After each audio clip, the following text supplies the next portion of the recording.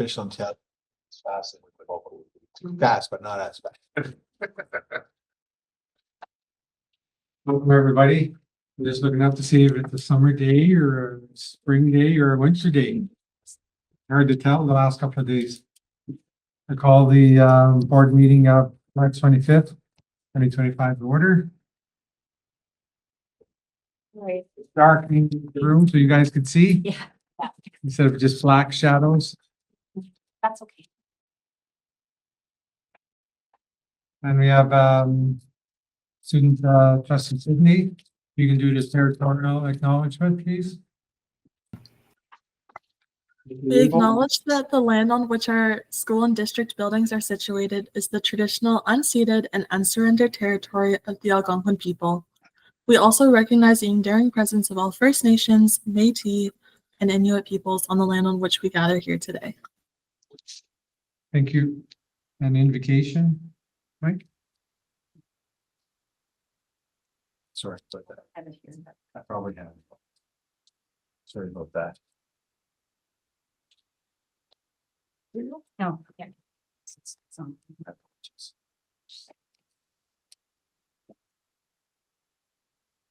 May we who are assembled here have a true understanding of the duties that are placed in our hands. We seek to have the wisdom to honor our obligations to the Renfrew County District School Board students, families, staff, and communities. As trustees and administrators, we will work together to lead, guide, and support the vision to inspire, empower, and achieve. Thank you. Jeez.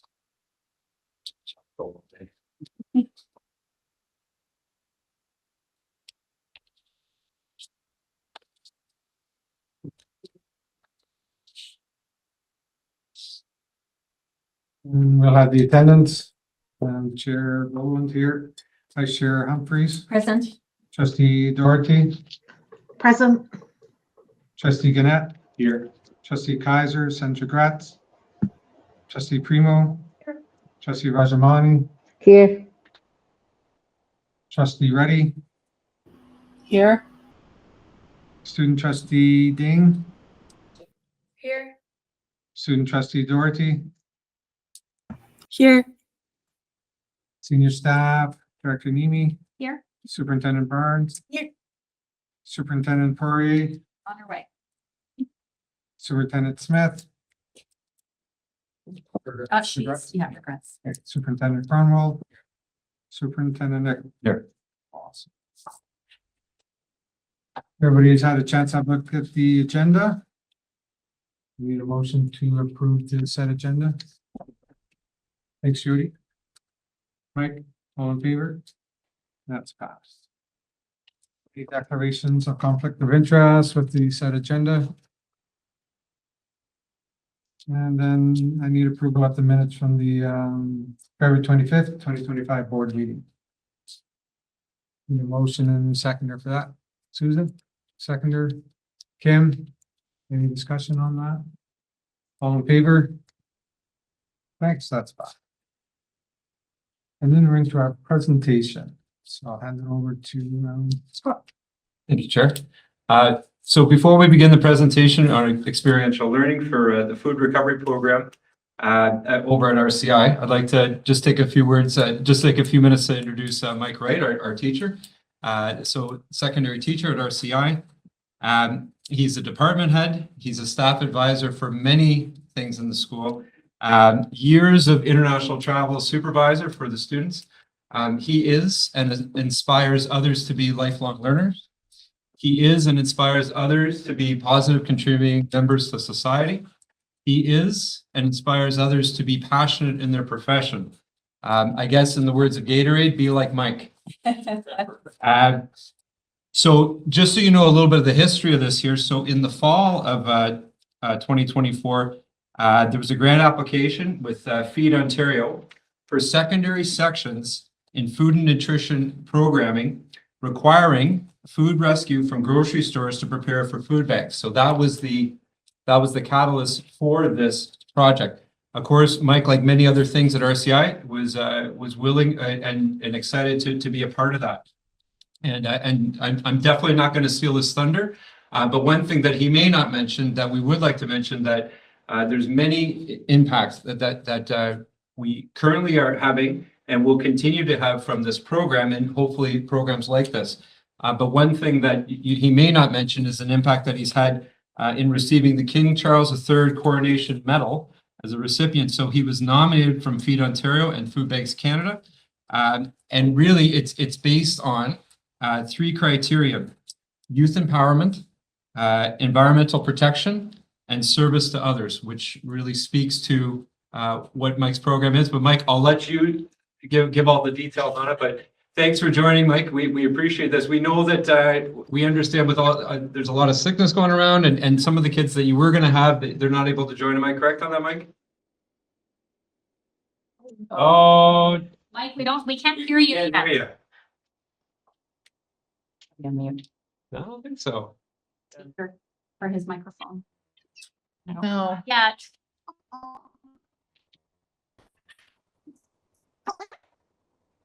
Oh. No, we can't. Something. That mic. Something Yeah, though. it's just Yeah. some noise, but not. To go out and come back in again. We can't hear you yet. Do you want to go back out and come back in and see if it defaults to the right speaker?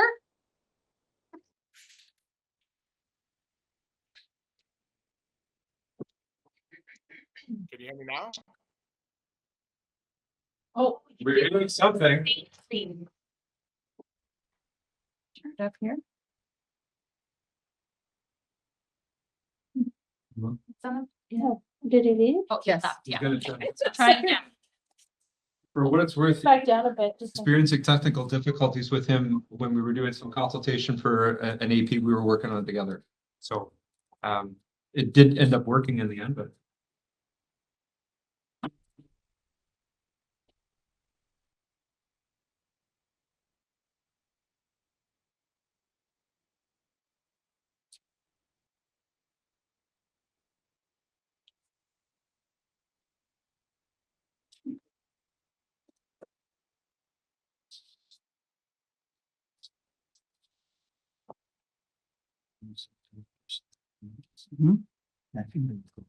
Yeah.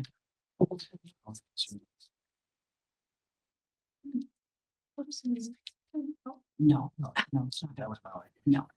How about now? Hi, Mike. Yes, you're there. I think it's the problem with hooking up to a smoke boat, and then I disconnected the smoke boat, so we're good. Okay, good. Great. Yeah, so as Superintendent Nichols mentioned, looking after people in poverty is one of my passions. I'm president of the Renfrew Food Bank. So that's always in the heart of my mind of when I teach students and when everything is being presented here at RCI is how can we make sure kids that are living in poverty are represented and are actually getting food in their stomachs so we can actually teach them. So this program here is really thanks to the idea we had with Feed Ontario, and then reaching out to Chris and Tanya's No-Frills. They were willing to come on board and provide us with some produce. And every day we're getting, and you can see on the shelf behind me, this is some of the stuff we're getting. So we get lots of lettuce, we get lots of melons, we get lots of limes and lemons and things like that. So we're turning them into roughly about 400 meals that go to the food bank every week, and about 300 to 400 meals that are being kept in the school every week.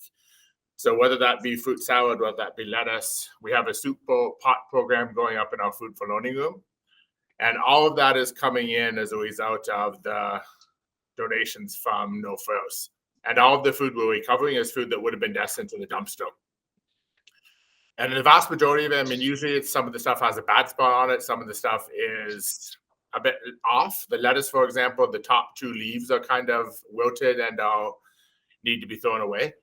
But the rest of the lettuce is fine. And it's other stores that have a full service kitchen program are able to kind of repurpose that food. But because No-Frills doesn't have that type of capacity, most of that produce that we're receiving and rescuing would have been destined for the dumpster. So we're kind of accessing that. And it's last week, for the week before March break, for example, it was close to 700 pounds of food we rescued. And we turned that into about close to 1,000 meals.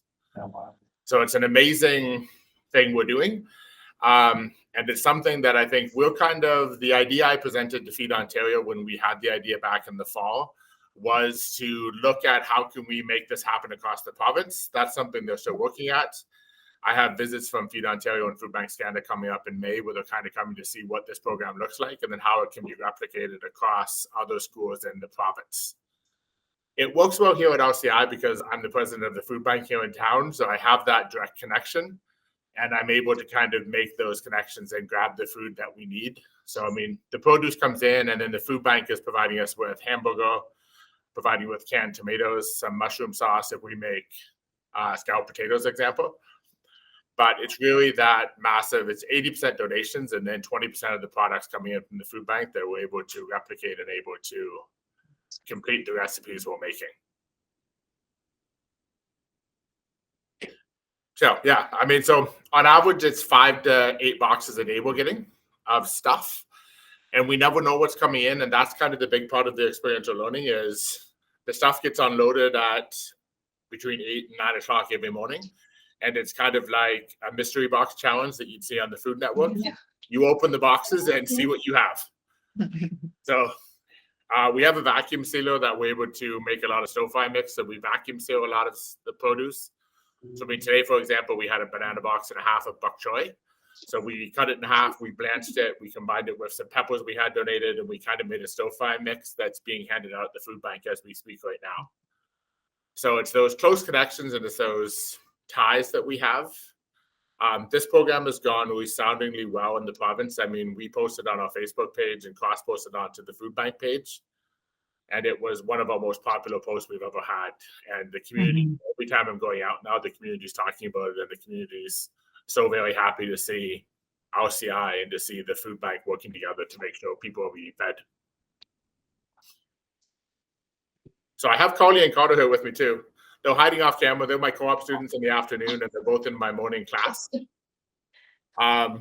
yeah, if anybody has any questions. Questions for Mike? Of course I do. Hi, Mike, it's Susan here. Very exciting pilot project that you're running, and thank you for your vision and your connections, obviously, to the food bank. So how many students are involved in the work that you do every day, and how do you kind of manage all of that stuff? Yeah, so I mean, there's 18 students in my class, and the students that all except one have been in food class with me before. So it's grade 10s to grade 12 students that we have. So they're quite capable. I think when we first started, the first couple of weeks were kind of like deer in headlights for a lot of the students, not knowing what to do. But I think now we walk in and most of them kind of walk in and they see a pile of mushrooms and they're like, okay, I'm making cream of mushroom soup. Or they see asparagus like yesterday and they're like, okay, let's make cream of asparagus soup. So they're getting good at what they're doing and kind of recognizing what has to happen. Lemons and limes are a bit of a vein of our existence, so we're making lots of lemons. But Superintendent Poirier was down when we made some guacamole when she was down visiting with our director, so they had a good time. But it's one of those things. Certain things are easy to deal with. Other things like avocados, they're kind of very time sensitive, and you have to be able to move them out the door very quickly when they come in. Right. Another question. Sure.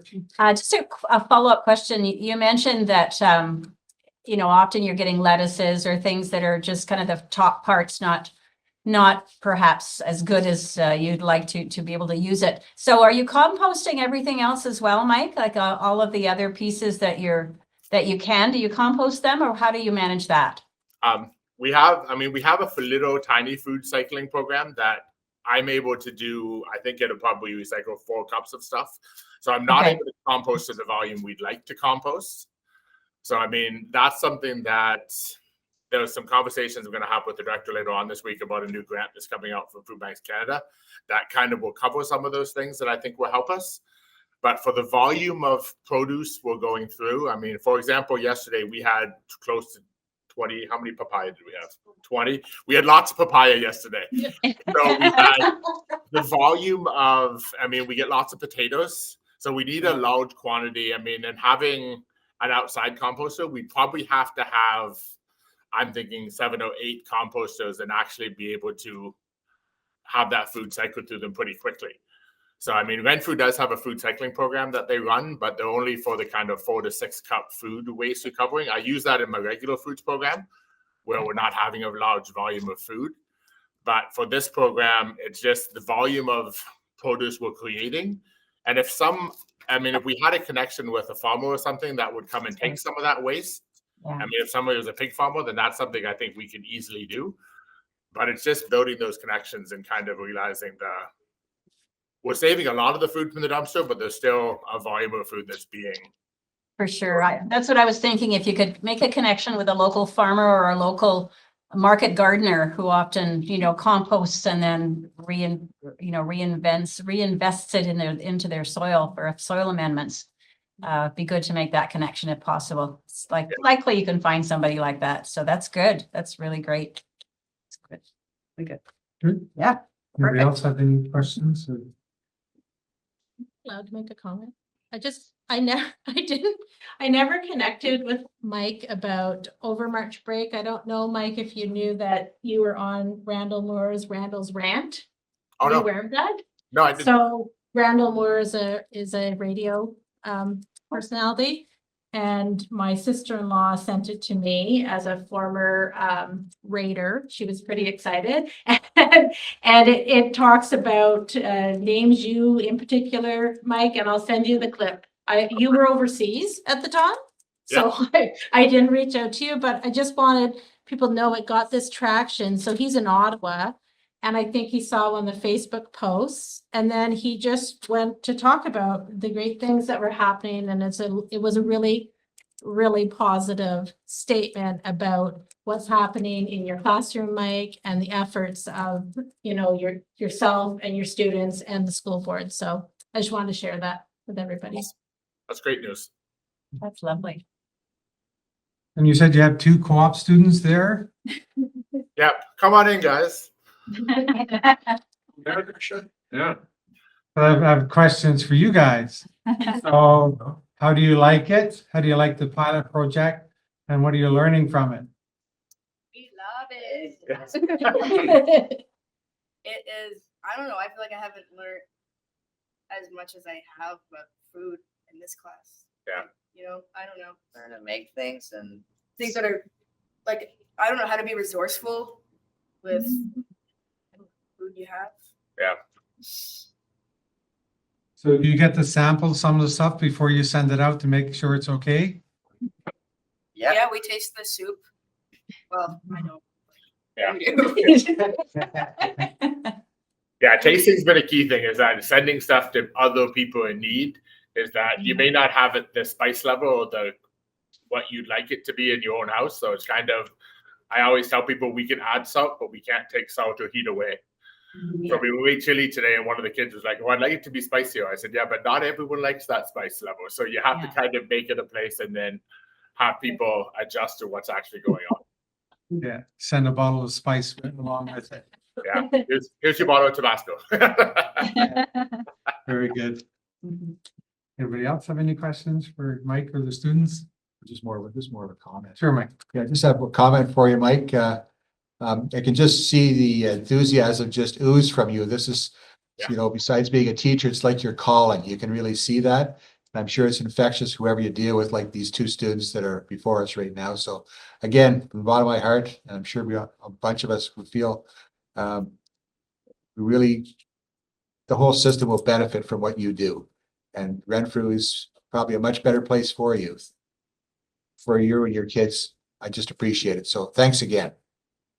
Thank you. I've been asked by other teachers, could we replicate in other buildings? It's there. You need the right person to be in the kitchen with them, and you need that strong partner in the community. Like, I think at Fellows, it would probably be an easy connection with the grind being right there. But you need to have a food bank that has enough volume to get through stuff too, right? Like we're too busy for a food bank than we need to be. But the fact that we have close to 600 people a month accessing the food bank means that we can get rid of a lot of food that we're preparing. But it's, a school like Obiango, for example, might be more difficult because you have very 2 tiny food banks you're operating with. So you'd have to be more resourceful about how you're going to get rid of the food that's actually being produced in the thing. But I think it is replicable in all the schools. It's just making sure you have those connections built and the time commitment that's going to take. Yeah, I like that idea of trying to, replicate it and bring it to other schools, where it's appropriate. Yeah. So I see a busy future for you, Scott. Yeah.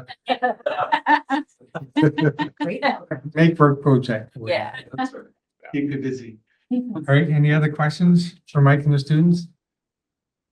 Okay, thank you very much, Mike and the students. I'm sure everybody appreciates your meals that you, and the recycling of the food, right? Putting it to good use. Thank you very much. Absolutely. Okay. That's great. Thanks for Thank you having so us. much. Thank Thank you. Yeah. Oh, yeah. Okay. He's- Thanks a lot.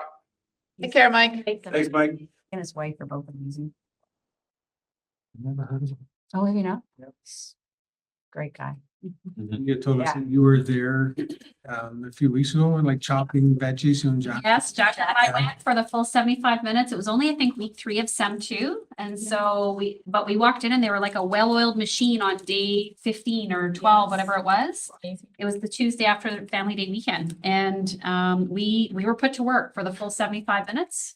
And I couldn't get over the volume of food that was prepped in 75 minutes. And the fact that they have the 2 co-op students doing kind of the work that needs to happen before and after, kind of helping get themselves organized, that's needed too. Those extra pairs of hands before and after class. So it's incredible. And the partnerships with the food bank and the grocery stores, like it's exactly what we want to see our schools doing.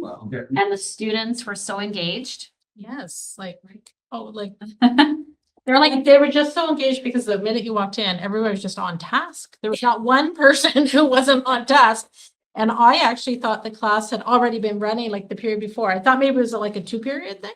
Because we got there right after the bell rang and we walk in Yeah. and everybody was doing what they were supposed to be doing. And I was like, oh, were you guys already in this class? And they were like, no, like that. I was like, oh, okay. I just thought like, I didn't even hear Mike give instructions, right? There was stuff on the whiteboard. They knew what they had to do. Like they're saying, oh, I saw mushrooms. I have to make mushroom soup. Like, so it was amazing. All learning experience, right? Hands-on. Yes. So good. So the co-op students are kind of doing some of the prep before and after. So how do they actually get the items to the food bank? Like, is that something that Mike coordinates Not with the really. food bank? Does Mike do that? I think Mike's just doing. He probably does. I mean, it's not that far, but No, still. and I think same thing in the morning. He's just going and picking up the groceries. Like the day that I went, I can't remember what period the day, Period 2. but I might have got to get there for something else first. Anyways, I couldn't park. That's what I remember. Yeah. And I was going around and around, and then I saw Mike leaving, and I was like, oh, I shouldn't take his. He has to come back, Coming back. right? But he just left to get the food and then bring it in. So he actually needs to go pick it up. I wondered if No Frills delivered it. I don't know if sometimes they do or not, Susan, but certainly that day he had gone to get the food. Yeah. A lot of moving parts, right? Yeah. I guess Well, like anything. Yeah, and the environmental impacts, right? We know Oh, that huge, food yeah. waste is a huge environmental concern. I will share this just with the whole group that we've confirmed MPP to know for Take Your MPP to School Day. Well, it's the week after the long weekend in May, and I'm wondering if we need to bring him to see that because that's an idea worth spreading across the entire province. Unique. Yeah. Absolutely. That would be great. And then we, in preparation, we can collect stats, right? Yeah. They like stats. right? Thank you. This amount of, How many tons of how food? many times not going to, Exactly. not the landfill, Saved, but recycling, right? That is making meals. So- And how many meals have we made? If he's saying an average of whatever. Yeah, he said, what was it, 700 pounds? He made 700. 1,000 meals, so I'm not sure if that was like in a day or, He said 300 meals to kids and 400 to the food bank or vice versa. Yeah. 700 pounds of food a week, that's a lot of. Yeah. And just to prepare that, it's phenomenal. Yeah, it's really neat to see. Yeah. That's Wow. amazing. Great project. All right. On to the next. Some staff reports to the board, experiential learning. Scott, it's a Scott show. Almost there, almost had it, right?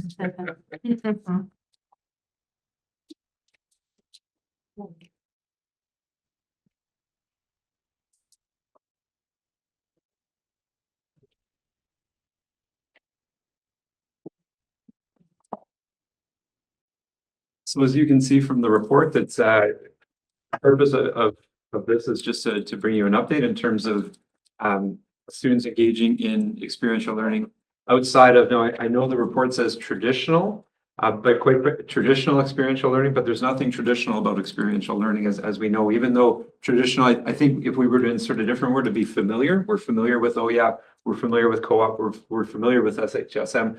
But whether we're talking about those are the ones that Principal Rossi is going to speak to, we're talking about creativity, we're talking about engagement, problem solving, global citizenship in a lot of these cases too, and certainly a concrete purpose for which the students and the staff engage. Okay. So what you see in our report today is our connections to experiential learning across many portfolios. So you'll hear me talk and speak about things that are related to Scott and my portfolio, but also things that are related to Carrie and Sarah's portfolio and Tina's portfolio as well. So we could have filled many, many pages, but Scott kept slashing everything out. They live in the speaker's notes now. Yes, you can say, put speakers in. Thank you. So while we won't speak to everything because there is a lot in here and you're certainly welcome to ask questions if you have them.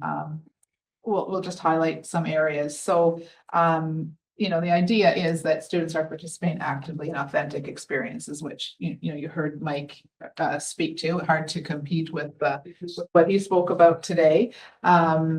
So, I did speak with Sarah because Entrepreneurs for Change is something that's been continuing. That was part of Peter Burnett's portfolio last year. And she's working with the Inspired Learning coaches on different projects across the board, where students, regardless of their profile or academic needs, are able to experience success through Entrepreneurs for Change. Based mostly grades 4 to 8 classes, and there's 14 classes across the board that are involved in that. And they're doing some monitoring in regards to student voice and different student attitudes towards real life applications in math, science, and literacy. So that's the work of Entrepreneurs for Change. The recognition of experiential learning for credit, so it's called RELC in short terms. It's a pilot program. This is the 3rd year of the RELC project, and it wasn't my portfolio the last 2 years, but this year it became part of my portfolio. We're not sure if it's continuing beyond this year. We're certainly hopeful that it's continuing on beyond this year. So we have 3 sections that we are running all in the 3rd semester. One is RCI, like you just heard about. So that's a credit that students are obtaining through the recognition of experiential learning program. Fellows High School also has a program that they're working on. So Mike's is all in person. Fellows has a hybrid. So they have some students who are coming in person and some students who are working online and sometimes coming in person just because of the needs of the students. So theirs looks a little bit different. They are working to improve and promote the school greenhouse through different community partnerships, incorporating Indigenous ways of knowing and learning, and tying activities to the greenhouse through to Indigenous wisdom and scientific knowledge and teachings. And they also have some connections to local seniors who no longer have access to gardening. So they are walking down the street and going to, what is it, Riverview Heights. Riverview Heights, is that what it's called? And have built some partnerships there. Right, it's right next door. Yes.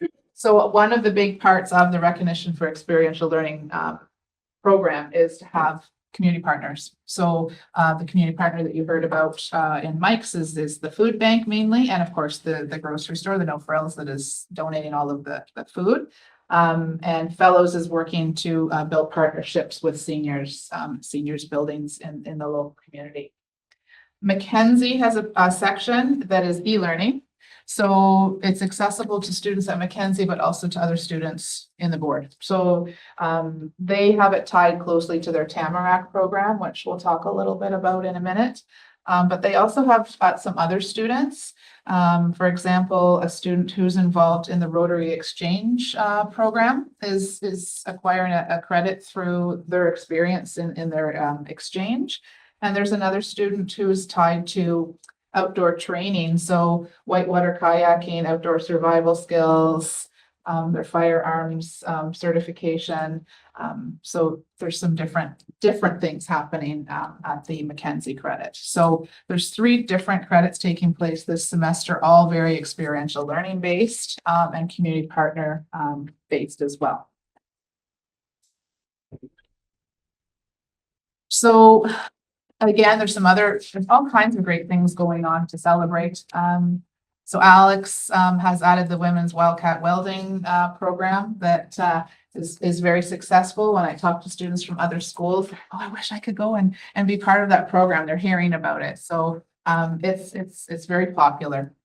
Tamarack, I want to talk a little bit more about that. So Tamarack is a focus program that's run at Mackenzie Community School, and it runs every 2nd year. And when we were talking about the Tamarack program, it seemed to be a really good fit for the experiential learning credit. So in addition to 3 other credits that they run as part of the Tamarack program, they have added the DEL 3.0 or recognition of experiential learning credit for students, because there's all kinds of experiences that they're having that fit very nicely into that credit. So this year, some pretty exciting stuff happening there too. They have 2 major projects taking place. One's called Finding Their Voices, and they have George Brown College as an external partner there. So they're investigating memorial structures and case studies to help understand Algonquin storytelling and local history pre-1945. So that's part of that partnership. And they're also working on designing a buildable children's swing structure for their school. So that's one of their projects they're working on. And the other one is in partnership with the Four Seasons Conservancy in Deep River. So they are assessing the geology and hydrology, and they're proposing different designs and locations for a wetland and a proposed accessible walking trail that's going to be linked to the long-term care facility at the hospital. So so some really interesting things happening there. And the big focus of that is group dynamics, leadership, and building a sense of community amongst the variety of students that are in there. And it's very outdoor education based as well.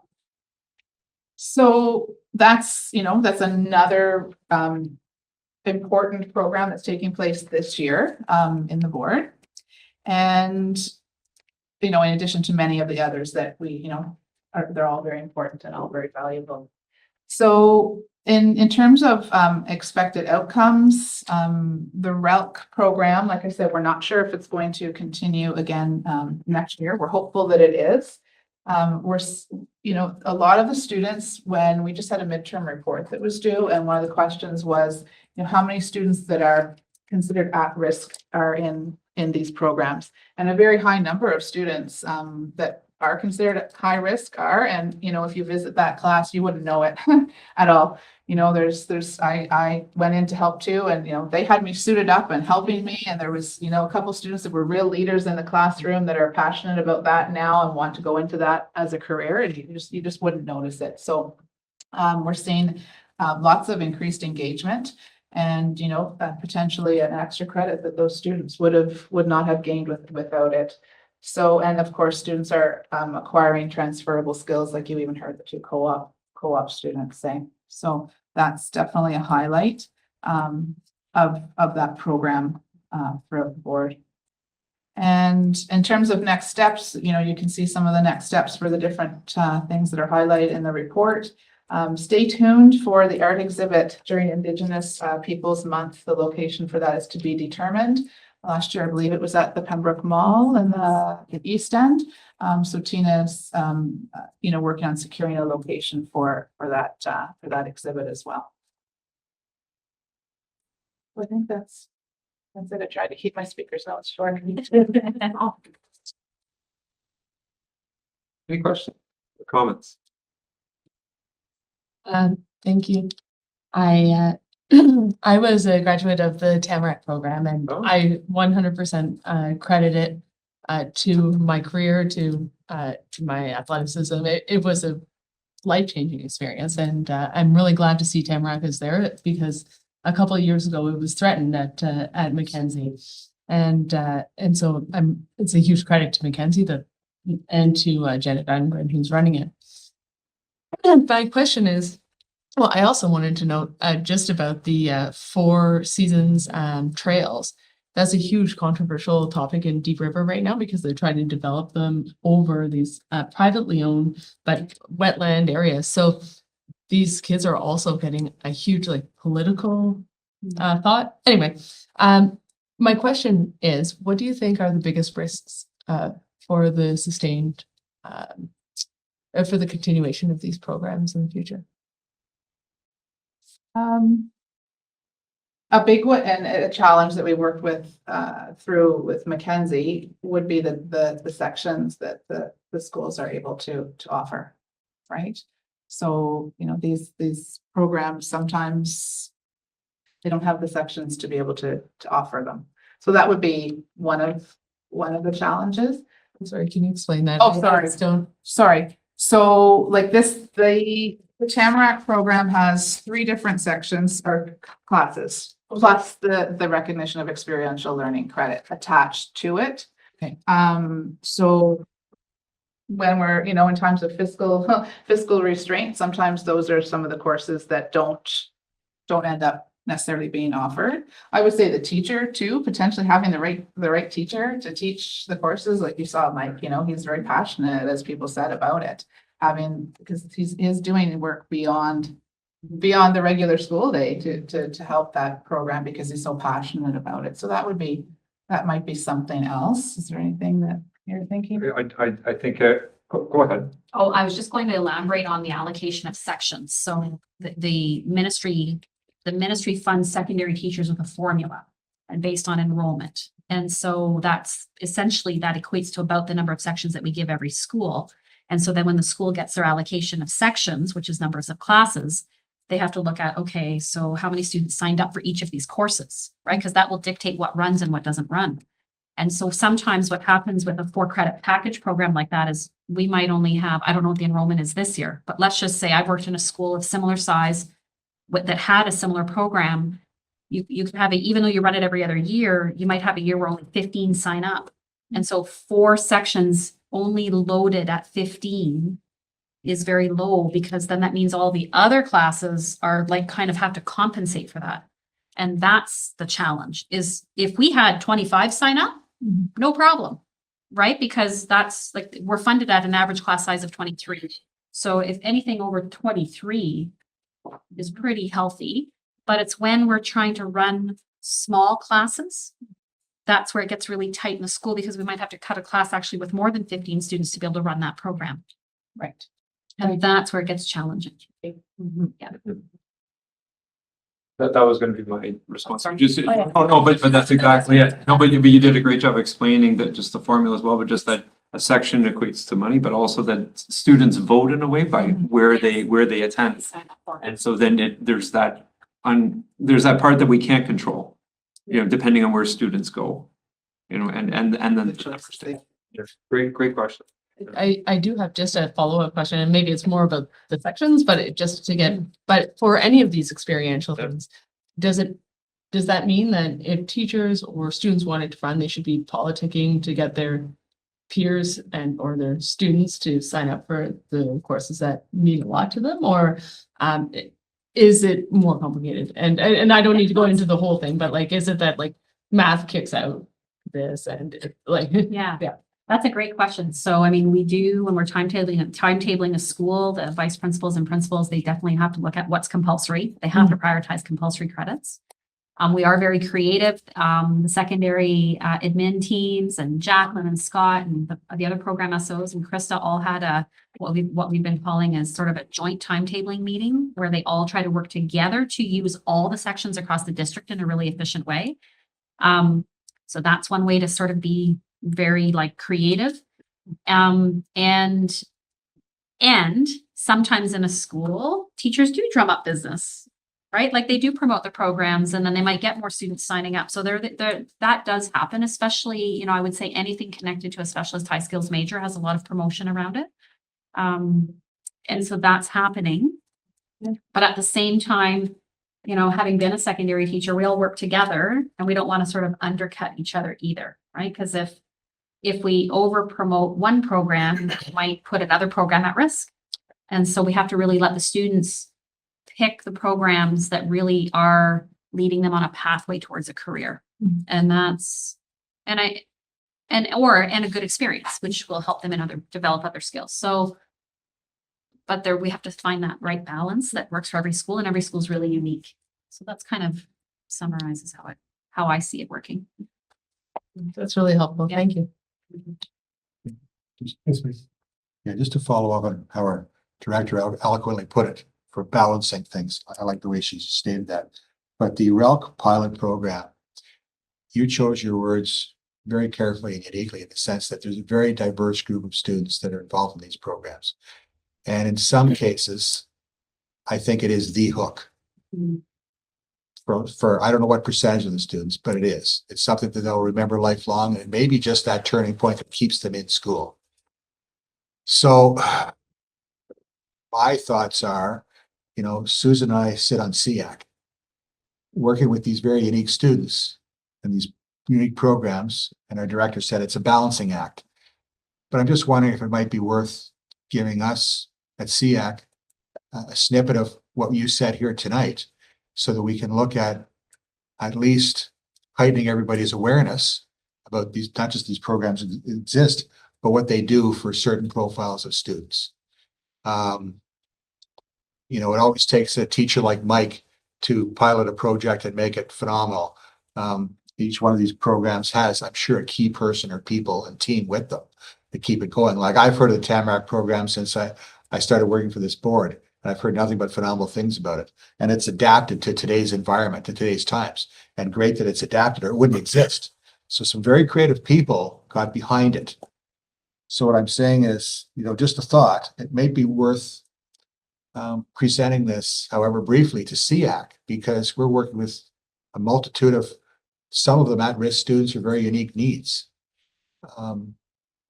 To just, I mean, I don't know if it's so much promotion as is they do exist out there. There could be some community partners that are listening to this going, wow, you know, like not just to promote it, but also, I wasn't aware that, you know, maybe some of this existed. Just a thought. Thank you. Any other questions? Susan. Just a couple of quick things. I wondered about the esports piece, and I know that for a number of years we did run an esports kind of experiential program. Is that still ongoing, or where is that? It is, in fact, Mike is the staff advisor for RCI. Of course he is. Now, I haven't heard of any events happening this year. No, we haven't, this year, Yeah. had any big events. Transportation's probably the biggest challenge for that as well, right? Was there an event last year? Yeah, because I do remember an event, and it was in the spring, I believe. Yes, at Opeongo, yeah. Mhm. So some of that programming is still going on and across the district, obviously. With the esports, yes, and I can't speak, or at least what I've seen is that, but I can't speak with this board, but a lot of it can be internal before there's like an inter-school competition. There's a lot of intramural, so to speak. Within school. Within school, yeah. And then I did just wonder, and it kind of comes back to, you certainly talked a little bit about expected outcomes, and I guess I'm wondering, you know, how do we measure the impact of this? Like, and it'll be over time too, right? Because and I know some of these things are still pretty new, so you don't have much time yet to do that. So I guess I'm wondering what your thinking is around how do you actually measure the impact of these experiential learnings for our students? Well, definitely traditionally, it's credit accumulation, right? That's one that is fairly straightforward. I know Mike, gives me feedback on, how engaged the students are, and like Jacqueline said, like, you'd never know that they weren't in there the whole period before. I don't know how many classes you'd go into and see them, so observational, data for sure.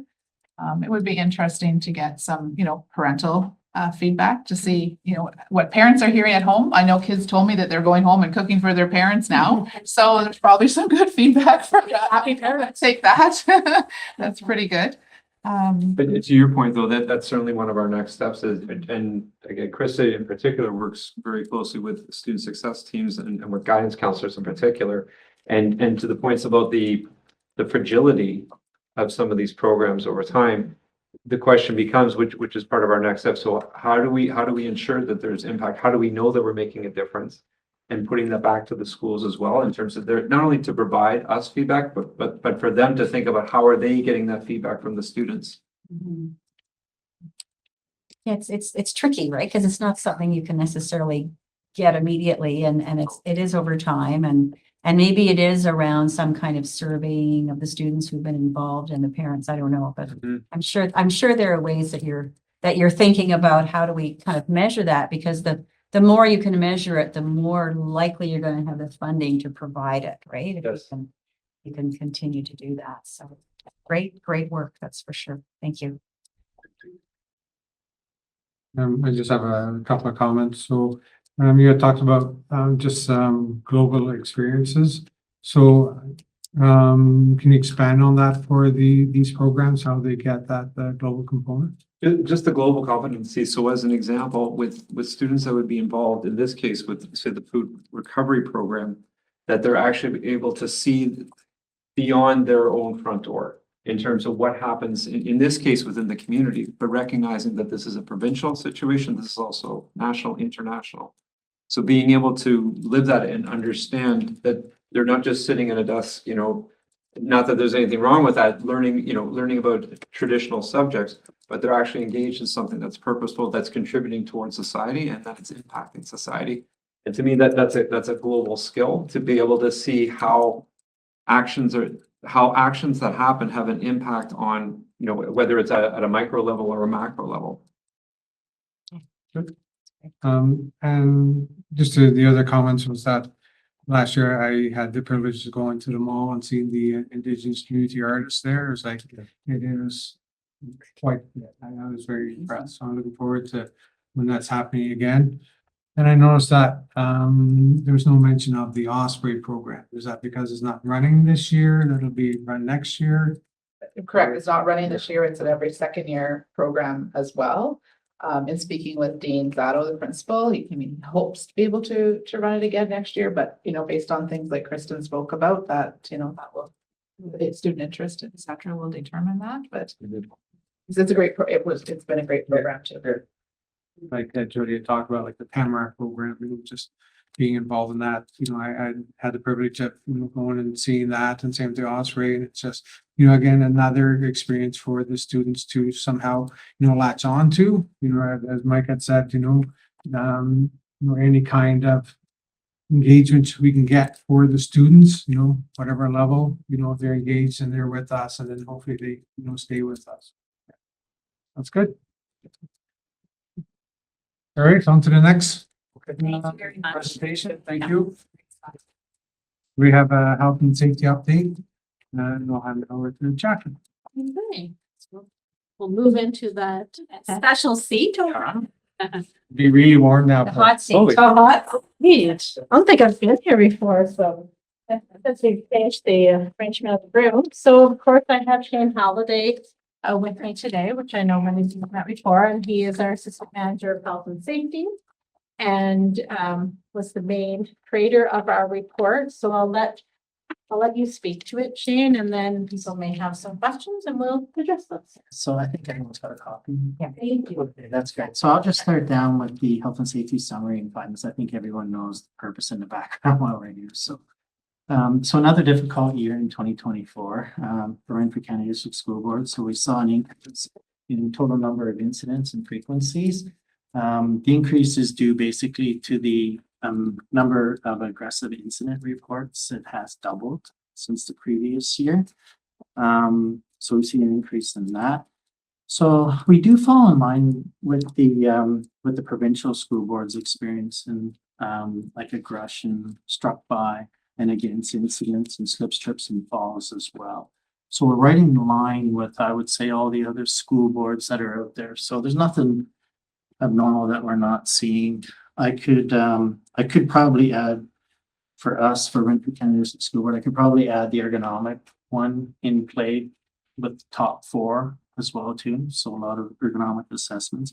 So all of those injuries are revolving around repetitive strain injury where staff are doing repetition work or they're working in an awkward posture or excessive forces which lead to repetitive strain injuries or musculoskeletal injuries type things. So that's basically where we're at with regards to ergonomics. So to mitigate some of these incidents, the aggressive incident reports, health and safety and special services are working together to actually streamline an incident reporting system. So Gail Corbin has done an excellent job with us, working with us and helping us improve our reporting system so that it's immediate, so that when an incident does occur, there's spec ed, there's health and safety, principals are involved. So kind of there's like a group involved in taking a look at the number of incidents and seeing how we can support and come up with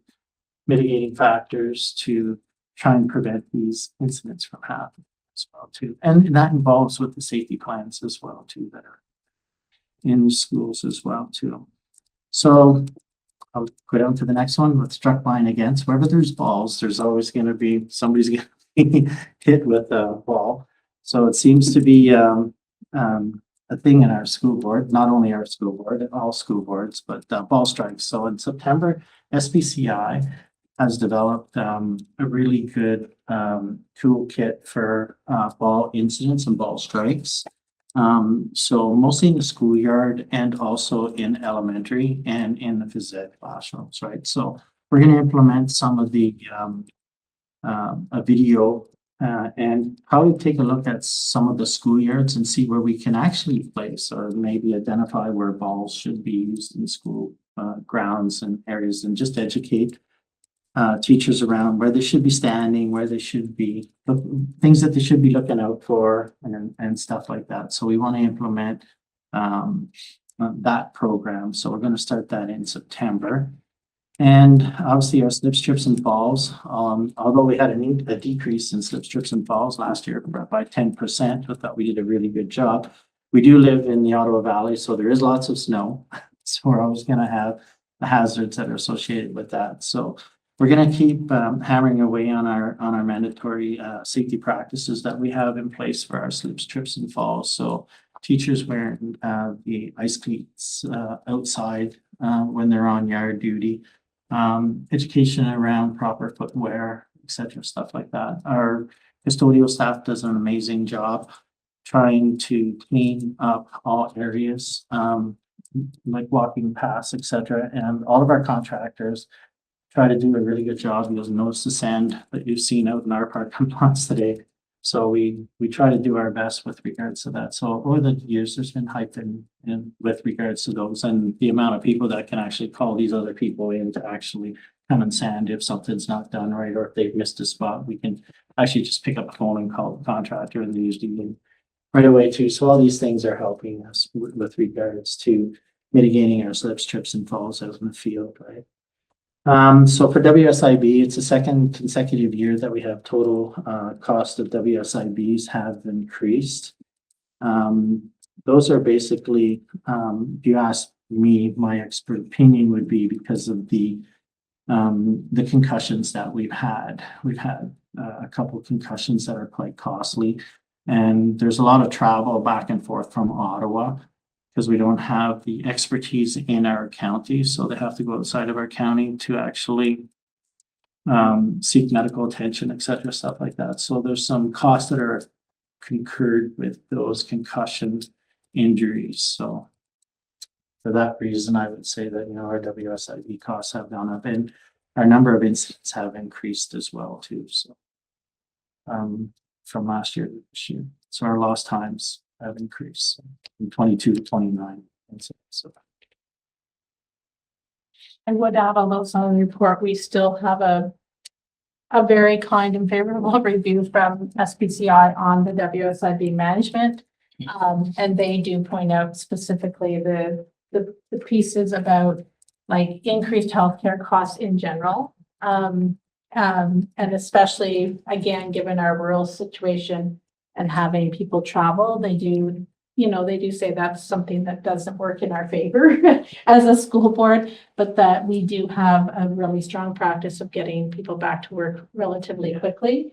And they do commend us for that. So we have an increase of some incidents, but we're still managing them well, despite the fact that you see those increases. So. Paula's on top of Mhm. injuries. She does an amazing jobs. Any questions?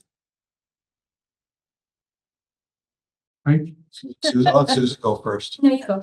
Okay, just my question is, when it comes to aggressive incidents between students, teachers, student, things like that, is there some sort of a scale of, is this a 1 or a 2, or where up the scale? Is it a 9 or a 10 or somewhere in between? I know it's a hard thing to actually define, but is there something that, even though maybe aggression's increased, are the majority of them at the lower level of aggression, medium level, or upper level of aggression? I think that would be concerning to me if I was teaching or working in a school in whatever capacity. I don't know if there's any clear defining answer to that, but either, you or Jacqueline could maybe share some light on that. You go ahead and So- we'll add it, but- Majority of the incidents that we're seeing are kicks, scratches, pinches, punches. Those are the ones or being struck by with an object, right? So in the aggression part, so those are the key ones. So we try to once the plans are identified and in place, it's an educational thing. So the CBT train, or not CBT, BMS. BMS training, sorry. BMS training is extremely good. Keeping up, we should be really good at this after COVID, right? The distance thing, 6 feet away, so staying away, backing off when a student is aggressive type thing, giving them some space, I think is a big thing. Even though we are professionals and we want to kind of help that person, I've seen it that the teacher kind of goes in and wants to help, but that's a danger zone. So we're trying to educate more around that, backing off, giving the student a little bit of space, not being within the striking distance of that student, right? So all those things we're taking a look at as well too. So I hope that answers your question. Yeah, Mike. it does. I'm just wondering, like, I know that there's been, when you hear it on the news, you hear it everywhere, but Yeah, are they like, you defined, a lot of be, kicking, whatever, I mean, depending on the severity, but I mean, it's a hard thing to specifically define. yeah, The one piece though is like through the aggressive incident reporting, right? Part of it is, were you in fact injured and needed to seek medical attention? And then that's the piece that rolls into WSIB, right? So it does have a continuing, even though we're not labeling it that, Mike, in the reporting system. We do have different obligations if someone needs to seek that medical attention. And the other difficult part is it's the repetitive incidents of some of those maybe low level aggressive incidents, but still repetition, that we also want to take a look at, that if someone's being exposed to that constantly, what impact does that have on them as an employee? Thank you for your answers. Appreciate it. Just kind of a bit of a follow-up on that too, because when we hear a doubling, now I know we may not have had that many last year, and so a doubling maybe isn't all that high, but it does create a concern, right, for our staff. And so I guess I wondered whether, some of it was, do you think more is being reported, or do you just think truly we are having more incidents? And then I guess the mitigating factors, just from my mind, it sounds like it's an education piece more than anything else. So just those couple of questions around that. Do you want me to- yeah, sure. Go ahead.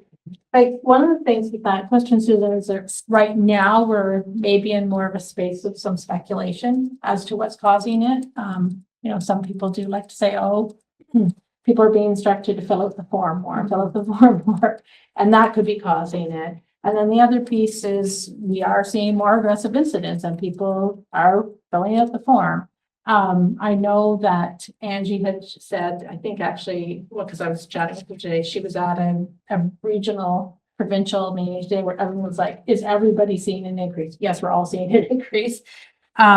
So we also know, like in some of the information, we are receiving students with more complex care cases, right? So all of those pieces together. So Shane had kind of alluded to it when he said, you know, Gail Corbin and Angie have been working with Paula and Shane and Jenny and I. And we're trying to take a look at the data in a different way. But what we started with is Gail and Angie did some training.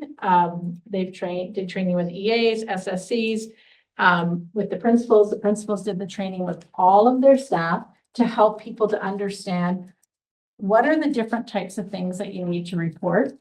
Because there's different types of ways to report things, whether it's aggression against a worker or a threat of violence, or it's aggression between two students, or if someone's injured. It can be kind of complicated to kind of navigate through. So the other thing is we could have all these like forms being filled out, but is it giving us accurate data? So that's the other part. So Gail and Angie have also worked on changing the form so that the information we're getting is more specific, while still being general, tricky, but allows us, they're working with Paula so that the software that we use, we have fields, you know what I mean, like that are entered that we can pull and extract that data easier and look for trends.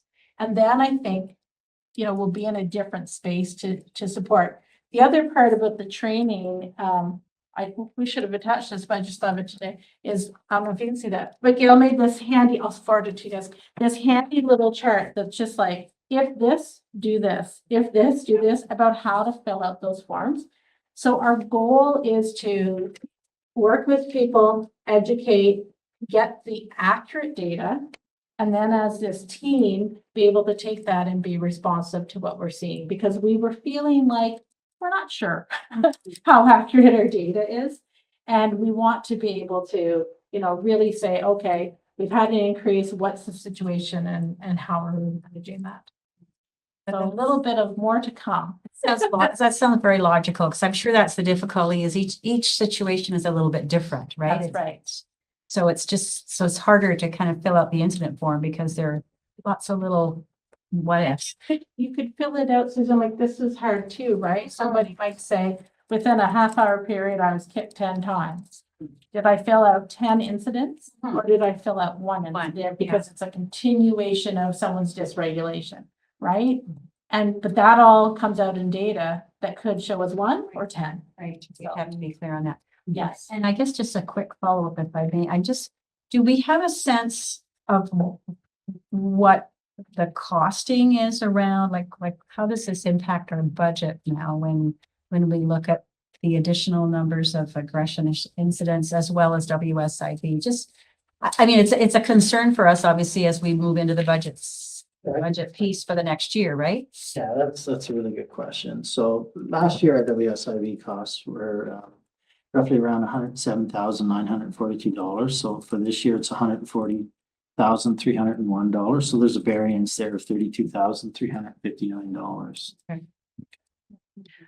But I think the other costs, Susan, would also be around more expenditures related to PPE for personal protective equipment.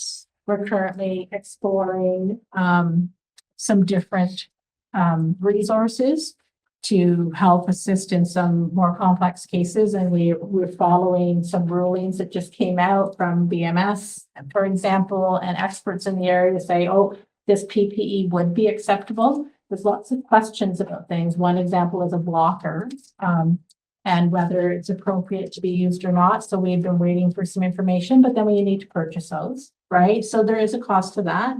And I think the other cost is even if it's not being captured maybe on the WSIB, but we're probably still seeing attendance issues as a result of it. And that one's really tricky for us to capture why somebody's away, right?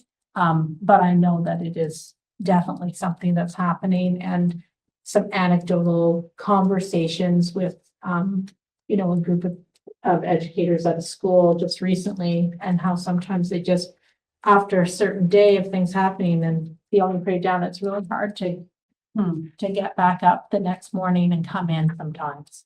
We think your new reporting system will help. I mean, it would be kind of nice to be able to pull that out Right, at least at some level. We know it won't be 100%, but yeah.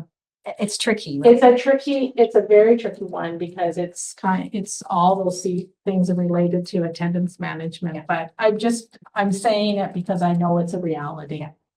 That's fair. Thank you. That's great. Appreciate that. Just one quick Sure. follow-up.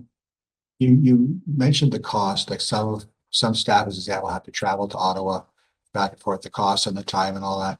I'm just wondering, like, it's probably a common thing with rural boards in Ontario, not just us, but rural boards, period.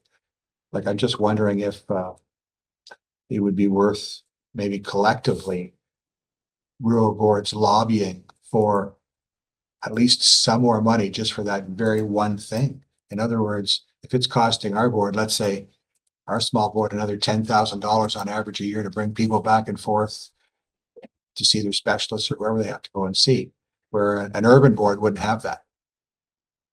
I mean, I'm just trying to think of, like, in the financial times we're living in, Right. you know, every dollar helps. Mhm. I'm just like, I don't know, like, I don't have the experience, but just the idea of, you know, it might be worth rural boards getting together if they all have the same message to the powers that be. It might be worth looking at if these numbers are increasing. We have staff members having to go an hour and a half, 2 hours away. I don't know what statistically the cost is for our board and other boards, but it's definitely a larger cost. Right. So like Shane mentioned, you know, the difference between last year and this year, I mean, it could be, you know, if let's say it's $35,000, if $5,000 or $10,000 of that consistently with most boards is happening, why can't we lobby for just a little bit more money specifically for that if we have the data? Right. Just a thought. I was thinking it's logical that we sort of band together, because rural boards in many ways they have their differences. You don't have to go a mile or two away or 5 miles away to go see your specialist. You're an hour and a half, sometimes 2 hours away from going to see the person that you've got to go see for, you know, whether it's SIB, WSIB or something else, Yeah. deal with their concern. Like even last time, just in a rural board for attendance in general for healthcare, right? If someone has a specialist, it's usually a full day for us in this district. Right. Of people away from their workplace versus maybe if I lived in a more urban, maybe. I don't know, right? Like we have people that commute into places and things, but we don't have something just across the street usually. So just thought, I don't know who would attempt to coordinate that, but I'm just thinking if all the rural boards got together and they set the same message, if they had, you know, a few years worth of data, especially post-COVID, it may all, I think about it. it may something for them to at least think about, because we're being, in one sense, inadvertently, not on purpose, penalized for just being, you know, up the valley an hour and a half or 2 hours from a specialist. I do know that some of the things through SBCI, the school board cooperative, right? Like they do have a relationship with the ministry and do have conversations with them about attendance and management. And I mean, they identified in their report to us as something, as labeling it, right? Like your location and this is part of your increased cost. So I'm not saying I know for sure, Mike, but I do think that is another avenue of which that information would be getting to the ministry as well. Okay, thank you. Here we are. Thank you. I just have Yes. that's the thing about going last. Oh, yeah, you're get forgotten. Like just a question. So when you talk about like aggression, it just narrow it down to that. And, you know, you talked about, you know, the one child like kicking 10 times, you know, whether that's 1 or 10. So like after training, have you noticed then that the aggressions, maybe they are decreasing, you know, with this one child? Or, you know, are you able to also track that, you know, with this one child and the training, that the injuries are non-existent, right? So there's an aggressive incident like that, Right. the 10th time they're kicking motion, but I'm, you know, 6 feet away, I'm not getting kicked by them, you know, and then they calm down, right? So there was an incident, aggressive incident, but no lost time injury, no injury at all. So you are getting better that statistics that way, right, where the staff isn't hurt. Yeah, like one of the complicating pieces of this is that we're kind of removed centrally. And we get these reports because we legally have to get these reports. They do go to the school principal too, right? And some of the actions that the school principal is taking as a result is like, oh, we're going to hold a case conference. Oh, we're going to review the safety plan. Oh, we're collaborating with the parent to figure out. And so at that kind of local level, they would be able to give us that kind of like, oh, yes, this is what we saw when we put these things in place for this student. When we collect it, we're doing more of that bird's eye view, right, as a central team. Now, our collaboration that we've started though with the special education department is trying to, but we're not there yet, but trying to recognize what those trends are so that we're thinking specifically about what is the training, what's the PPE, what's the messaging, what is the supports, all those things that we need to put in place across the district to see, in general, a decrease in those aggressive incidents. And then also through that, it's the support that we know, like the teams from the special services department is going out and supporting some of those case conferences or activating some of their consultants or their teams to say, hey, can you go into this school? We're seeing this increase. Can you kind of help and see what's going on? So the way that it runs is kind of tricky because you got this local information and then you got this kind of bird's eye view information. But definitely that is something that is to be happening at the local level of the school. And they're tracking that and they're adjusting and modifying IEPs and safety plans and calling in people to say, how do we get from this space where this kid has been kicking us 10 times in half an hour to, oh, maybe he's only kicking once a week. Oh, maybe he's not kicking at all anymore. So, yes. Thank you. De-escalation. Yes, the escalation. Thank you very much. Thank you. Okay, very good. Great, thank you. Thanks, Shane. Thanks. Next on our agenda is artificial intelligence. And I'm going to Scott. You're back, Scott, on.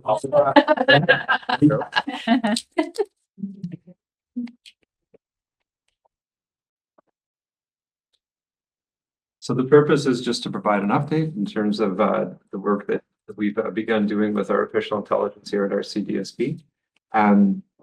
We all know that we've been living with artificial intelligence for a while now, but we also know in recent years there's been a rapid development in Gen AI. And we also recognize too that it's becoming increasingly difficult to distinguish between human and machine in terms of the products that can be produced through Gen AI. We know that it's a powerful tool that's readily accessible in society. And we know that there's an impact in education. And perhaps you've heard some different stories of that. There's certainly, and because it's powerful, we could talk about the good parts. We could also talk about the concerning parts as well. When we talk about assessment and evaluation, we can talk about the plagiarism and the concerns with that. We can also talk about how with some educators that they actually use it as a tool, a guide on the side where they actually teach the Gen AI. This is the rubric that we're using for this assignment. Here is the student products, for the machine to actually be able to look at the information and provide suggested, strengths and next steps. So we know that it can be helpful in that way. We know also that, again, from one side, we could talk about how products from Gen AI can actually diminish our ability to think critically. We also have maybe heard some different stories of how Gen AI can actually enhance critical thinking. I was just talking with my son the other week, and he was talking about an assignment that he had to do in university, where part of the requirement was actually to provide information in Gen AI to give two different positions, and then for him to be able to critique based on those. So again, the guide on the side. So it's anyway. So, and I'll get more into the assessment evaluation too. But again, we can talk for a long time, and maybe we will, just in terms of the good, but also the concerns that go with it. But we also know overarching, regardless of whether we're talking about AI or experiential learning or health and safety, that it's our responsibility to prepare students for the future. And we know that the future has Gen AI. And And so for us, it's it's a priority for us to be able to determine how we move forward with this. Because we know that it'll be part of our society. So in terms of a timeline, so in the fall, we met with an early adopting school board that has been involved with this for a while, just for consultation, and they were very open in terms of this is how they did things, and also sort of with that feeling of hindsight is insight. So we were able to learn from that as well, what worked, what didn't work. So that was in November, and then by January, so after Christmas or after the winter break, we had our first AI committee meeting, and so a variety of different people that are involved in it, including myself, Krista that was here, Sarah from Carrie's team. We have another principal involved. We specifically wanted 2 secondary English teachers to be involved as well, to go along with the concerns, the legitimate concerns, along with the plagiarism. We have Corey from the ICT department, just to name some of the people. So to have a healthy and rich perspective in terms of how to move forward as a school board. And with that, we wanted to make sure that moving forward that we meet on a monthly basis just to have momentum. We also wanted to provide some communication with our school board in terms of just where we're at, and just to introduce ourselves as a committee, and that we actually have guiding principles that we want to move from, or this is why we started our committee. In fact, just in terms of the intended outcomes and current status, those were our goals that we established on there. We developed guiding principles, but it wasn't just created out of thin air. We actually, again, in consultation with other school boards, we looked at some of their guiding principles, and we used that. But the key part of the guiding principles is that, when in doubt, it's the human voice is the most important, and that the AI is to be a support on the side. And really, any of those from the guiding principles speak to that. We know that there's going to be 3 stages really for any change that needs to happen, but in this case with AI. So in this one, there's guidance and policy, because it is such a powerful tool, we need to spend time with that. So the guiding principles, as you see there, we're also working on, again, looking at other early adopting school boards and their documents. One that really resonated with us is just guidelines for classroom usage. So we have the overarching high-level guiding principles, but then in terms of when to use AI in a classroom, so different situations and when you could consider using it, or definitely not use it at all. So we're working on that right now. We also want to address the risks, so that's going to require some professional development, as well as a revision to our tech guidelines, because our tech guidelines right now for our school board, for whether it's staff usage or student usage, does not have anything about Gen AI, and then obviously there's additional concerns that go along with that. The second part that we're just starting, again, it would just be the organizational learning. So in each of the emails that we send out monthly, we provide some AI literacy. In January, one of them was actually just sort of almost like a consumer's report on some of the AI detectors, and the short answer is it's like they don't really work.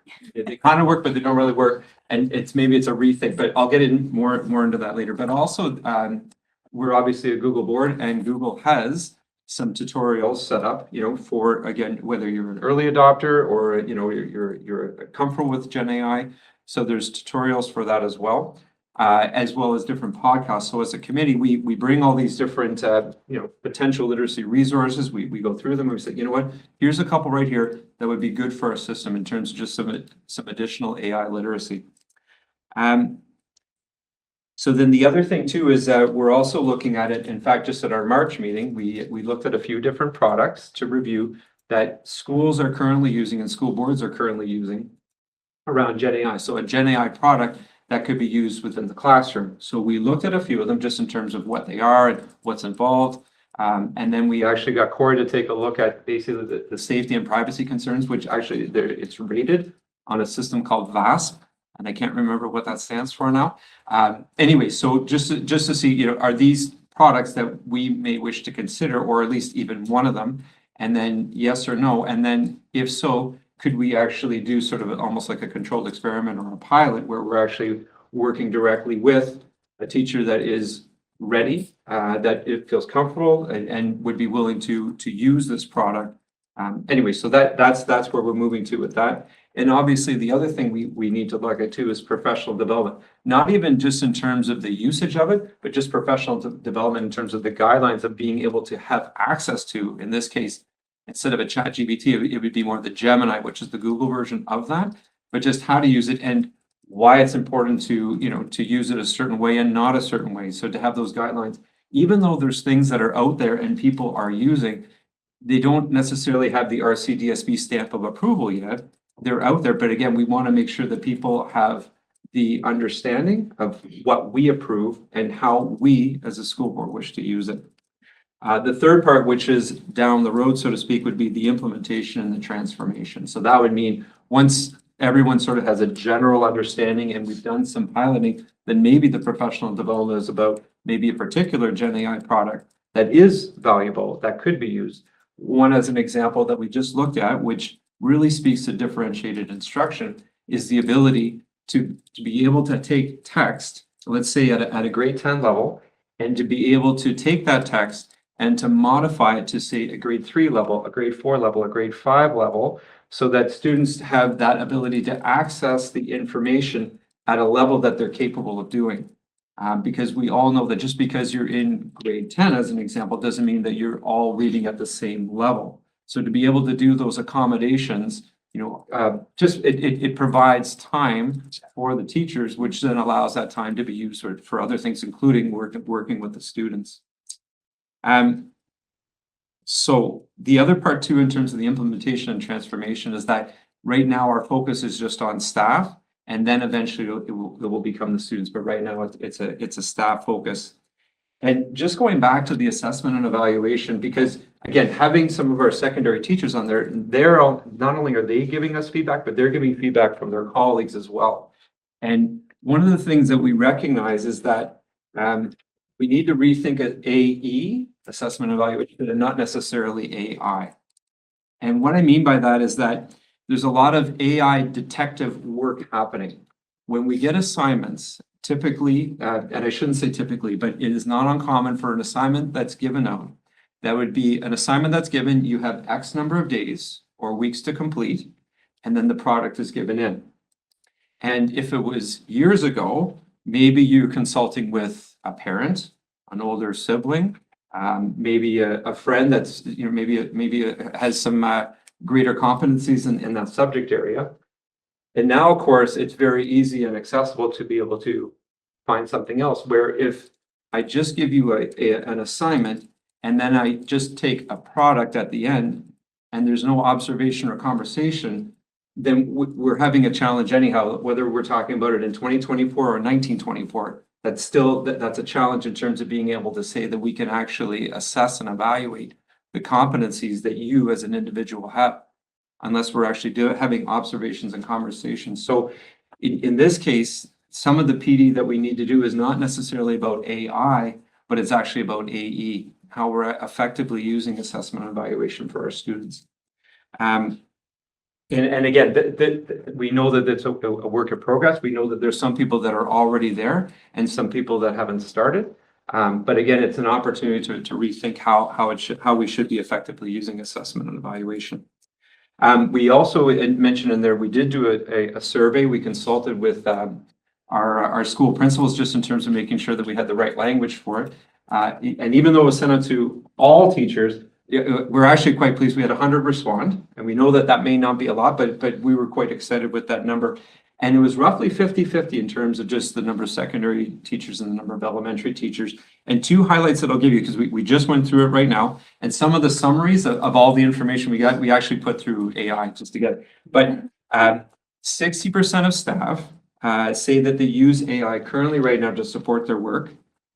And the top two, which are pretty much tied in terms of professional development interest that they have from a staff, would be for an assessment evaluation and differentiated instruction. And the last part that I'll mention with this, so anyway, so that gives us information in terms of where we want to go with this. But again, before we get to here's the product, let's go with this. We need to provide some professional development in terms of guidelines for using the product just in general. The last thing that I'll mention though, because as mentioned before, we know we were we were motivated to be able to, we have to move on this. So when we started this initiative, again, consulting with early adopting school boards, who also, you know, maybe a year or two earlier, also felt compelled to move as well. But there hasn't been ministry guidance. They just felt compelled that they needed to move, and now other boards are consulting with the early adopting boards. And so what the Council of Directors of Education recognizes that these early adopting school boards, well, you know, they've been providing guidance, but maybe we collectively as a province need to do a better job of just being consistent in terms of, let's all make sure that we're all speaking the same language. Let's all make sure that we have similar guidelines and policies. Because again, for us right now, we're relying heavily on other school boards to provide guidance, but maybe there needs to be more consistency across the province. So with that initiative, which we are going to be involved with, so it's through the Council of Directors of Education, and then they're using a consulting firm called Advanced Learning Partnerships, and I put a link on there too, just so you kind of know a little bit about what they are and who they are. But they were actually a consulting firm that one of the early adopting school boards used to help, you know, to help make this change occur. They've worked in British Columbia as well as down in the United States doing this type of exercise. So Code is using them as a consulting firm. We've signed up for sessions with them. There'll be 3 sessions, and what's exciting about that is that the sessions are for small school boards like ours, so that we're not necessarily in with the larger school boards where maybe there's going to be different conversations. So that's another part that we're going to be a part of too. And part of the reason why that's exciting, even if everything that happens in those meetings is stuff that we are already doing or planning to do, it's assuring for us to make sure that we as a province are consistent with in terms of how we're moving forward with this. Thank you. Yeah, wow. You generate that by. I could put all this in a podcast later. Very good. Any questions, Scott? Joy. I have a few, and it's funny, I'm looking right now at like all of the things that I'm doing on AI kind of as a background, because it is super efficient and it allows us to do maybe 5 things, whereas we could do 1. I've got 3 kind of areas. First, I'm really glad to hear that there's going to be a lot of professional development, and I suppose this is more to the trustees than to you, but I think it might be worthwhile to also have a legal risk assessment, because, you know, classes and grades come and go, but information is forever, and having students or even staff using artificial intelligence will inevitably give information about themselves. And so of course we can have guidelines like don't give your birthday, don't whatever, but the information is deeper than that, like how you think, what you're talking about, who you are. And so I'm going to suggest that we consider also a legal assessment for the potential and unintentional release of student information, teacher information. So for example, if they're doing a bunch of report cards, sure, they can write it in and even change the names, and that might be professional development. But even if they do that, what kind of information are we putting out? And to what extent are we essentially acting as agents, like agents of sale of our students' information, or from an HR employment point of view, if our teachers are being asked to use this, what privacy are they giving up? So I think that it's a really important component that I'm hoping the consultants think about. So that's number 1. Number 2, it's more just a thought than a comment, which I think is the most annoying thing to say, but there, I've said it. Have we considered that less tech might be the answer to decoding more tech? So for example, you give a homework assignment and you're concerned that they're using AI. If they had to write their answer in cursive, wouldn't it be really clear if they're copying something? Or if we use the Socratic method a bit more in classes, would it not be clear? So like kind of going back to the 1800s or 1900s and thinking about to what extent. So anyway, that was just a thought on my mind. And then finally, I suppose that this is like a positive, but I did want to highlight the equity considerations. And this came top of mind when you said that people used to ask their parent, ask a friend, ask whatever. And if you have a network of several PhDs, like a lot of the people I grew up with did, they're always going to get a better answer than, you know, if I was asking my dad, who's a mechanic, you know, about a physics problem. We're going to have two very different answers. Whereas with AI, if used properly, it does kind of flatten the playing field, because everyone has the same access to the same huge amount of knowledge. So those are the three things I was thinking about. I can respond to some of that at least. Would that be right? Sure. With the one, the Gemini as a Gen AI is something that is, it could be for all, right? But one of the products that we're looking at are ones that they're not for all, they're basically almost like a school made Gen AI. So in other words, they just live within that software. However, the rating for the one that we're looking at right now, so it was rated quite low in terms of concern. So like definitely within the threshold to consider using. To minimize student data collected, educators should use the built-in student ID creator tool and create anonymous student IDs. That really speaks to that. The other one I just wanted to mention too, that again, what we're working on in terms of the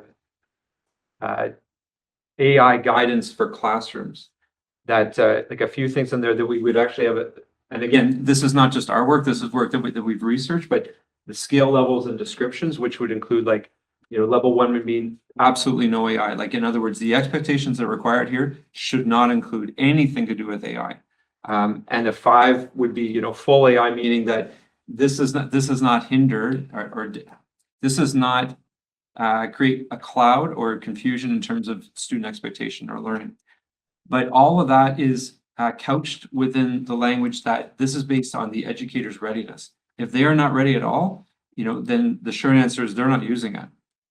But if they do feel ready and they wish to try, then these are the different conditions in which it could occur and when it shouldn't occur. Yeah. I think, and if I can just respond, I'm a huge proponent of AI. Like I tell all my staff to use it the way that I like to use it. But I did want to raise something that I was thinking about this morning, and it's the 23andMe. Do you guys remember the DNA? And so that was supposed to be very secure. That was their whole premise. And then they're going bankrupt, and who knows who's going to buy all this information. So I think we have to be really careful with how people are marketing and packaging things, because information it's not tangible, and it can certainly be accessed by all kinds of people. So it's just something, I guess we don't know what we don't know, but it might be worth considering. Thanks. Thanks, Sherry. Anybody else have questions? Then I'll go. I'll be brief, Scott. Great presentation. AI, I'm not into it like my fellow trustee here at all, but you said something that was really made a key statement for me. And that is, you can take your lower end students for whatever reason in the class, your upper end students, and with AI, let's say the rest of them are using the average text, whatever assignment you're giving. Well, if student X is going to get lost because it's too high a level, then they can go to that level of AI versus let's say a gifted student can take it top shelf.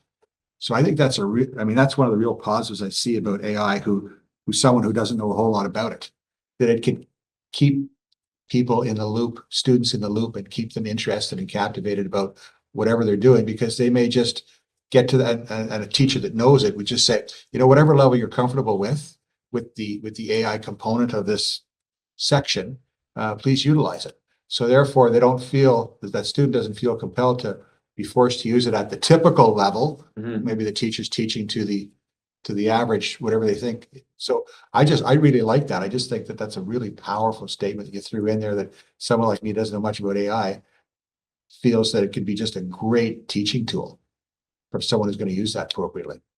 Just a statement. Thanks. Yeah. Hey, just a couple of comments. And I really like what you're doing. And it's really great to hear that there's a committee in place and that you're working provincially as well.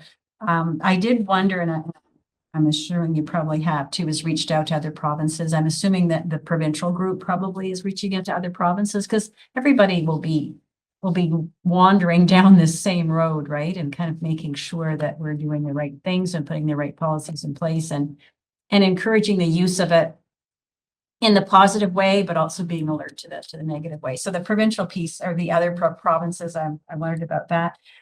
I also was interested in your comment, and I had thought about this too, is that there's no ministry guideline yet. Pros and cons to that, right? Because as a provincial group, perhaps you could provide that guidance to the ministry, which is always better if you can do that, right? Because you'll have done the homework and you'll know the pieces. So I would encourage you to think about, doing that as quickly as you can, because you never know when the ministry may come forward with something. I guess the one thing that strikes me is that it's ever changing as well, right? That will be the challenge, is that it's a very fast changing piece. Computers generally were fast, but this is like phenomenally fast. And you mentioned that, teachers, educators, as well as students, I worry sometimes that our students are going to be way ahead of us on this anyway, right? A lot of them are adapting to this very quickly. So it's a matter of trying to catch up sometimes with that. And, Yes. and I'm sure those are all discussions that you're having in your group. So I'm sure there's nothing kind of new there, but it sounds like you've really got some good thought processes going. I liked your comments about the assessment and evaluation, because that's a critical piece, right, on how to use that. And then I guess my just final one, you talked about tutorials and podcasts on AI literacy. Would you be willing to share that list with the trustees as well? I would love to kind of look at some of that. I've been in a couple of workshops at OPSPA, but it's always nice to kind of have some other things to look at as well. So I'll send you our January and February. perfect. emails, That and would then, be perfect yeah, if you can do we'll that. do that. Something easy we can just Yeah. take a look at. I'd appreciate that. So Not a problem. I could comment a little on a few Sure. things, Susan. Yeah. So with the advanced, so with the one group that we're working with, the Advanced Learning Partnership, the ALP, they actually consulted with the BC ministry in terms of the implementation of AI in BC. Good. So we have that connection to it.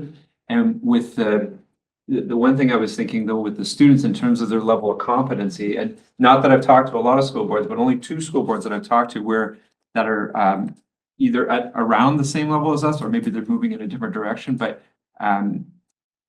with students, it's possible that some students students may not necessarily know how to use it appropriately. Or at least that was sort of from some student forums that were done in 2 other school boards, that they were coming in expecting the students to know all of this.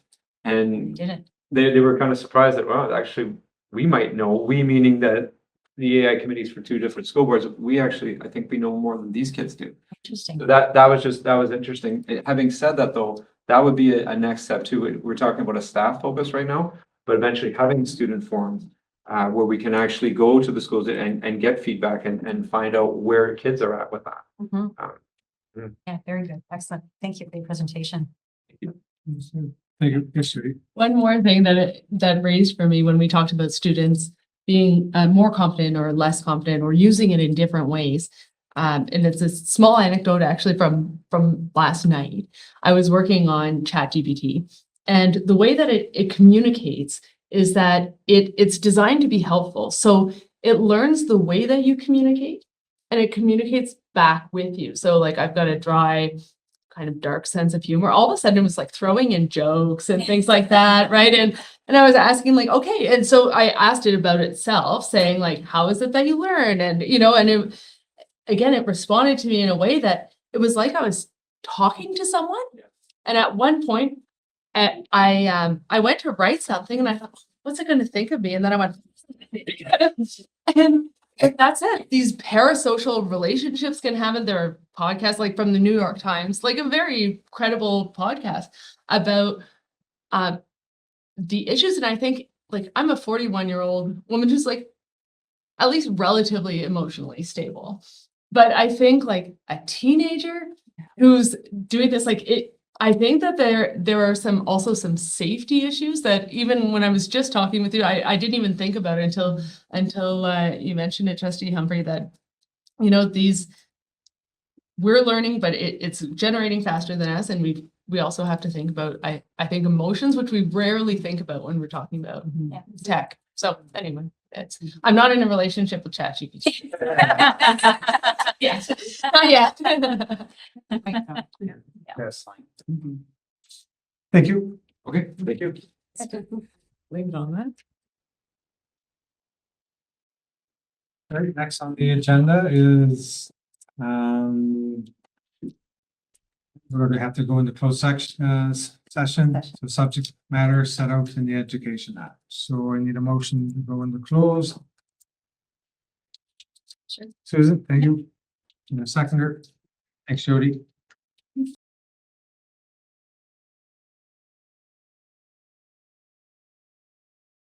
And we're just going to take a 5-minute break. Yeah.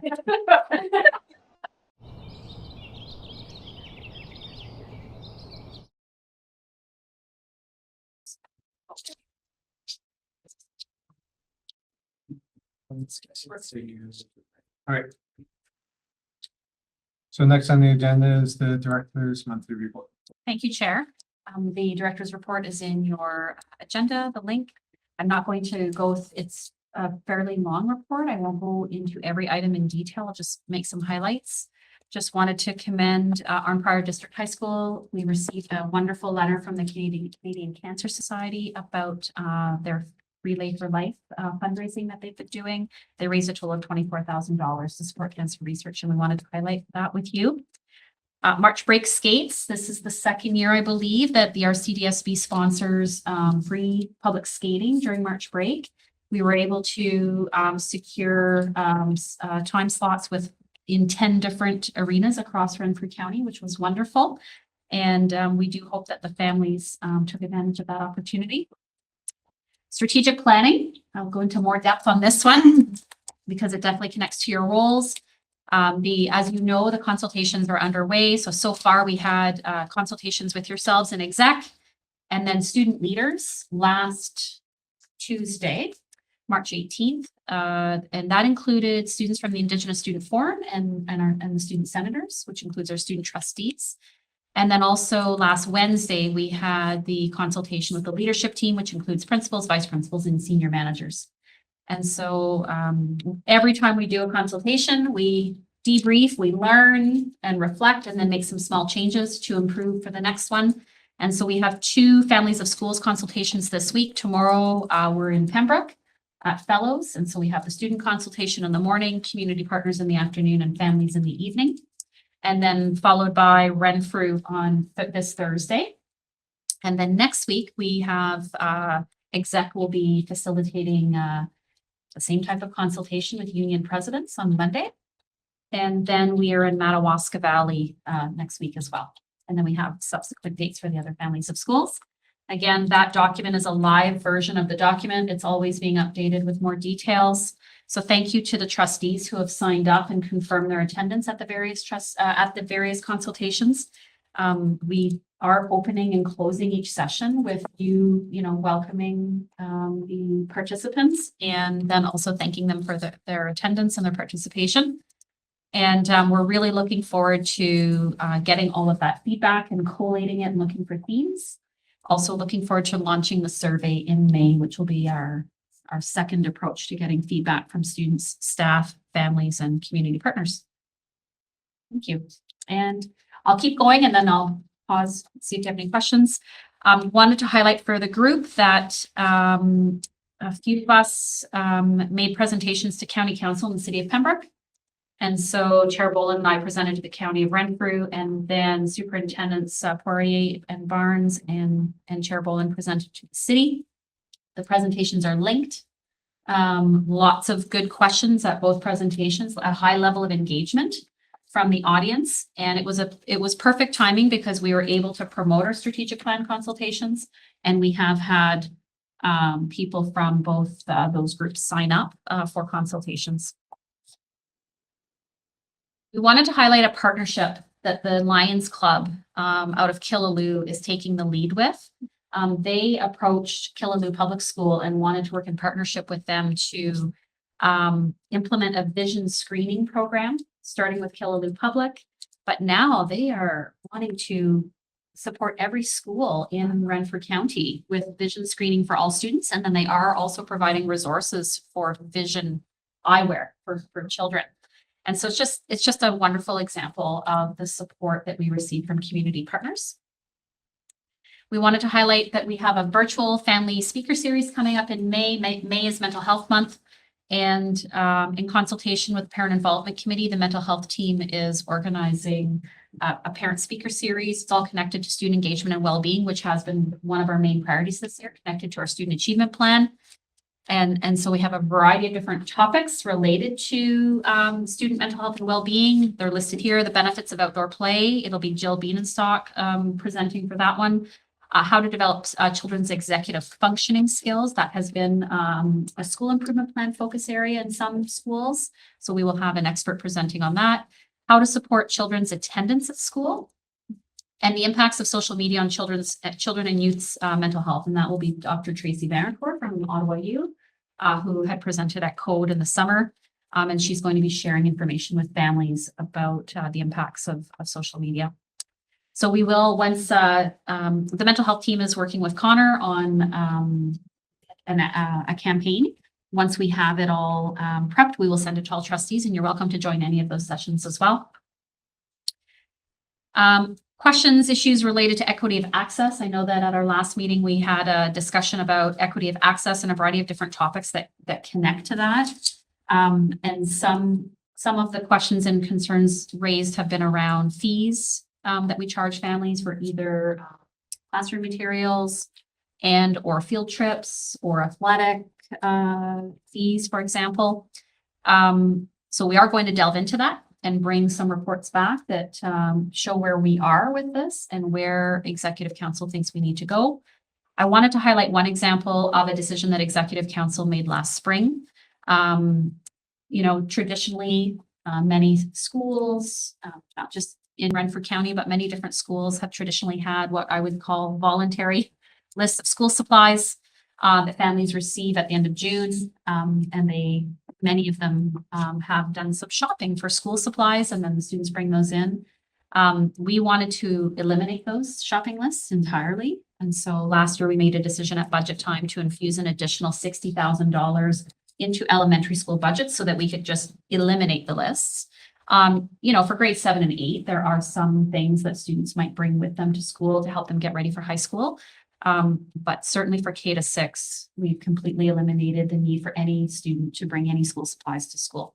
So that's an example of like, we are looking at these types of things and effecting change in that area.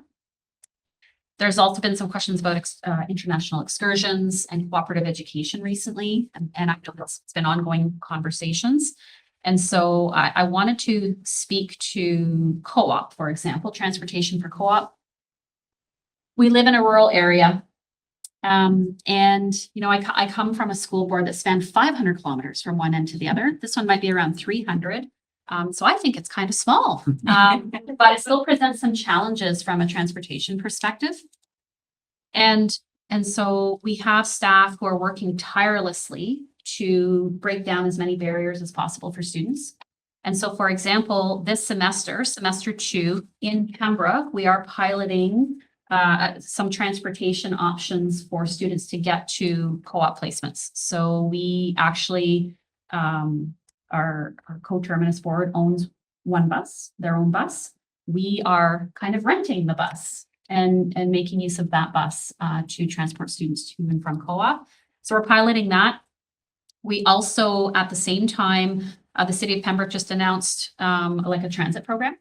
And so Justin Jeffrey, who is the general manager for the consortium, is in conversations with the city of Pembroke to look at partnership across the consortium, the 2 school boards, and the city to look at the potential of providing transit passes to students at no cost to the students. And so looking at a partnership, like how can we all work together to make that happen for students? that certainly, if students had access to free transit in Pembroke, that would certainly make a difference. So now, those two examples are how we're supporting students in Pembroke with transportation to and from co-op, which is very, it's like one location. And that's why in here I wrote, we're piloting that transportation solution for SEM2 in Pembroke to look at, okay, like we need to do a cost benefit analysis. We need to look at what are our options in terms of providing transportation. And so that we can come up with a model that works across the district in a sustainable way. And what I would say is, this is a great example where we have a co-op budget and we use some of it to support students with different needs, and between the co-op budget and OEAP, depending on what path the student is on. But we can provide students, like if they need steel-toed boots, for example, for their placement, we can use co-op or OEAP funds to pay for that so that we eliminate that barrier. Transportation, if there's a unique situation and the student really needs that, we are able to support. But there's a tipping point, right? Like if we were to say, well, we're going to provide, I'm going to exaggerate, but if we provided transportation for every student in Renfrew County to get to any co-op placement across the entire county, like I want that plumbing placement at that end of the county, well, we would have to make cuts elsewhere to fund that. And so we're constantly trying to figure out how can we remove as many barriers as possible for students, but across many different domains in a way that is fiscally responsible and sustainable. And with co-op, what we would say is, and again, Superintendent Nichols is going to bring a more detailed report about this issue, like its own report when we have more data to share. And he's in the process of consulting with other Eastern region boards to find out what are they doing. And recognizing that every school board's unique. Like certainly Ottawa is going to be in a different position than Kingston compared to us, et cetera. So we really need to look at similar size boards in rural areas. But at the end of the day, our outlook is we want to ensure that all students have access to co-op, like that they can have the opportunity. It may not be that they all get transportation to the exact placement in the exact spot of their choosing or what their wish is. That may not be feasible. And so, because we would have to, if we were going to fund co-op more by hundreds of thousands of dollars for transportation, we would need to take that from somewhere. And we are already having to make those types of tough decisions. But Superintendent Nichols is going to bring more specific data, right? Like so that you can see what are we spending on co-op? And, for example, we might be providing a lot of transportation options in one family of schools, but we're not actually doing that in other families of schools, and they are supporting in other ways. But we're going to bring more details about that. In terms of international excursions, we have been working on on AP 260 and a couple of pieces there. And just with changeover of staff, we need to make it very clear in the AP that a fundraising plan is expected to make the trips as accessible as possible. We also, like that has been done verbally, we've been working with schools, but we need to put it right into the procedure so that when Executive Council reviews each individual excursion form for approval, we're actually also looking at the fundraising plan at the same time to say, okay, they want to do this. What's the plan over the 24 months? Because it's usually a 2-year window that they have to get organized. What's the fundraising plan to try to make these trips as accessible as possible? One change that I wanted to mention about AP 260, and I wanted to bring this to the trustees' attention, is that we have Executive Council has revised the AP so that it's Executive Council's responsibility for approving individual international excursions, because it really is a staff responsibility. Because we have to ensure that all the procedures are followed. So at the end of the day, it's, my signature or superintendent, like the school SO signature on that form that is the approval. And we're happy to bring, reports to you about the trips that are taking place and the learning that's happening on those trips. So I wanted to make you aware of that.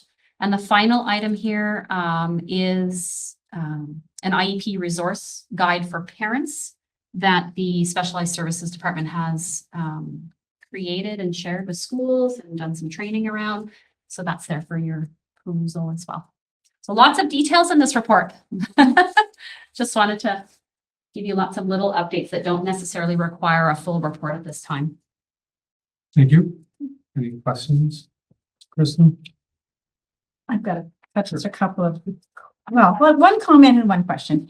The strategic planning piece, I just want to remind all trustees that our role there is quite specific. We are introducing and we're thanking, and we're not really participating in a conversation, even though we really want to. So I think that's the hard part for me anyway, is I wanted to kind of listen in, but I think we recognize that as soon as we would enter a conversation, it changes the conversation. So we just need to be cautious about that. So I think that, you know, the intro and the ending is great. It's nice to be there. At least we can hear some of the conversation from a distance.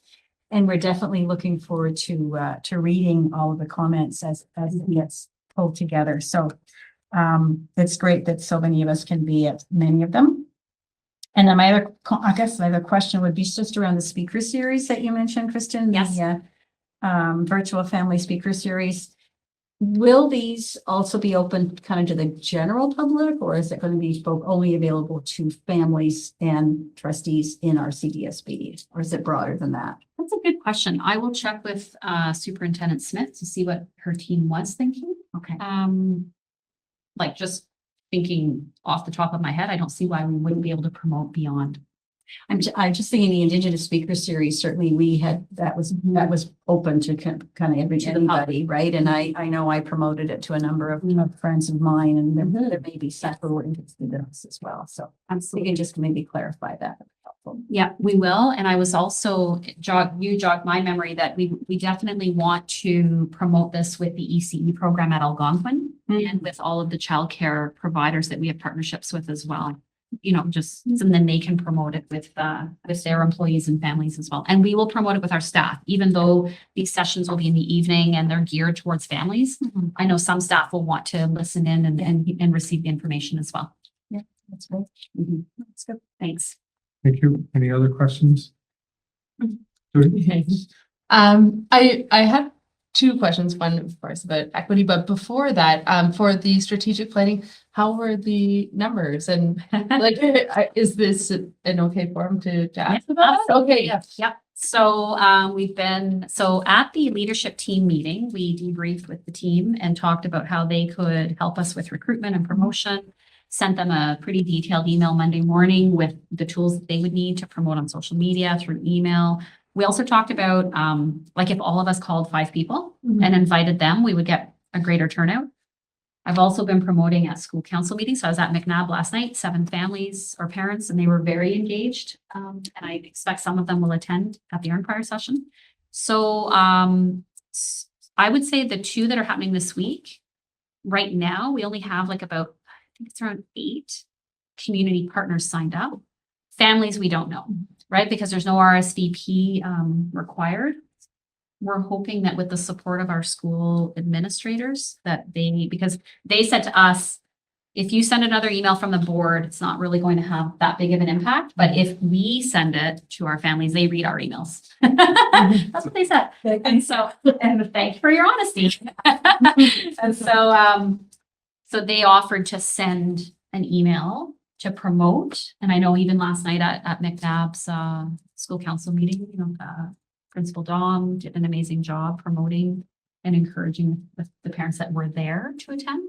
So what I would say is I reached out personally to a few contacts on Monday, and right away we got some uptake. So again, if you feel free to reach out, like for your areas, if you have community partners, community organizations, you can just, a quick reach out. And if they've already registered, great. But if they haven't, then encourage them to register and attend. And with the community partners one, they don't have to attend in their area. Like there are 5 and they can attend anywhere. So for example, when I reached out to the warden, Heman, and CAO Kelly from the county, they weren't able to attend this week because of other commitments, but they're planning on attending one of the sessions that are happening across. Okay. Any, yes? One of the things that I was concerned about was from Deep River and that area coming to the Yes. community consultation. Is that this week? Is that the 26th or 27th? No, Petawawa is happening May 1st. Okay, Yes, all we right. have time on our side with that one. Yeah. Mhm. And then my question regarding equity is at some point will we be able to understand what percentage of our students can access the international excursions? I understand we won't be approving them anymore. However, it is a real concern to me, and I think before we can identify whether, like, maybe it's not a problem, maybe not, but it would be helpful to have an idea of how much of our student body actually are we doing this? Because we're also paying the teachers, right, to go, is that right? Yes, however, they're going on March break. No, I understand. I just mean, like, if we're putting any resources in, I just want to know how many are going to be excluded by it, or maybe if that's not information we have, like, what's the minimum family income that's required in order to do this? Like, I think I'm still deeply uncomfortable with the have and have not mentality. And I'm not saying that we should fund these. I'm saying that if we're going to offer the same reason we wouldn't offer, for example, a trip to India, because that would be out of everybody's budget except for 1 or 2 people. But if it's out of everybody's budget except for 10 people, like, where do we draw the line? And so I want to be able to have, so when we do that report, that would be the type of information I'm hoping we'll be able to get. On the co-op side, I think all of those initiatives are so great. And I think when we're thinking about equity, and I'm sure you've already thought of this, but we don't always have to absorb costs. Sometimes it's going to be what we're offering and ensuring that what we're offering is available to everybody. So maybe, if you're looking for a co-op this far from school, I'm sorry, we're not offering it that far from school. And then that way, it's not just about us facilitating these big things, but instead saying, these are the opportunities, or maybe consulting with community partners like ACL, the military, et cetera, and talking about maybe they would like to pay for the transportation or things like that. So anyway, those are my thoughts. Thank you. Yeah, it's good feedback. And as I said, we're constantly trying to figure out how to break down as many barriers as possible for students. What I would say is, that example of the international excursions, the tough part with that is we'd have to literally send out a survey to every secondary student and ask them, and maybe not even them, maybe their parents, can you afford, A, are you interested in these trips? And B, yeah, if yes, can you afford it? The tricky part, I think from my perspective, is we have to decide where we're placing our energy, like what types of data do we want to collect from families? Because we could do that for 100 things. And so I think as a board of trustees and executive council, it just depends on the roles, but we have to decide when are we, which data do we need to collect?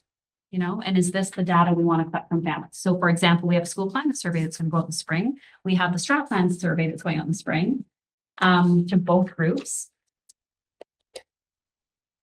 I guess for me, it's just, I'm wondering where do we place them? What do we prioritize in terms of the information we're collecting?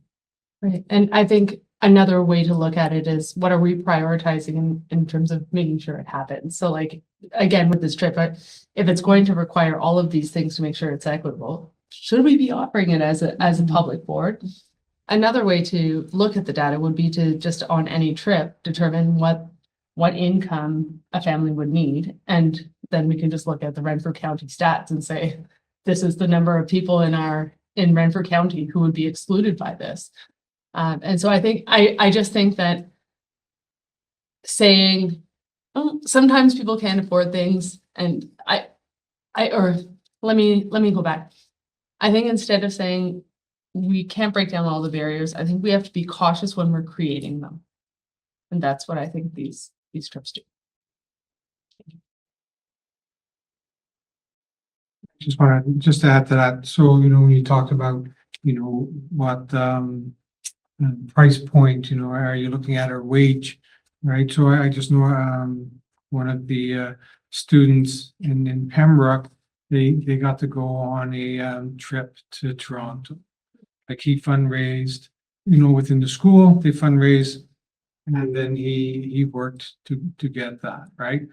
And so he knows that in grade 12, there's a trip like for him and so he signed up for it. And he knows that he has 4 years, to earn the money for it. And he knows like mom and dad, it's just a single family income, right? I'm not sure what level that they, have, but he's taken it upon himself to get the money himself. I'm not sure how much mom and dad are gonna, contribute, if anything at all.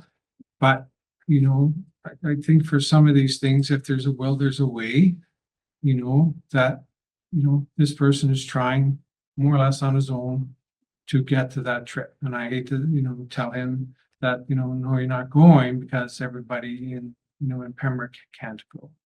Right? He's taken upon himself to earn that money and then to go.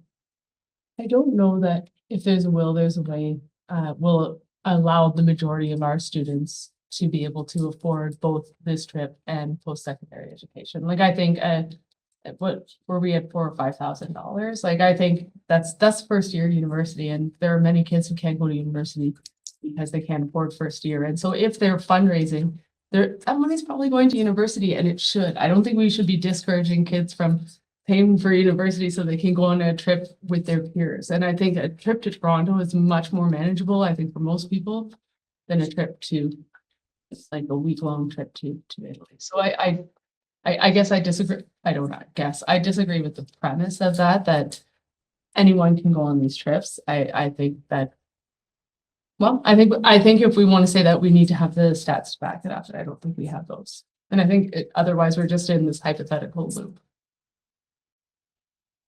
So we've got their hand. Sydney?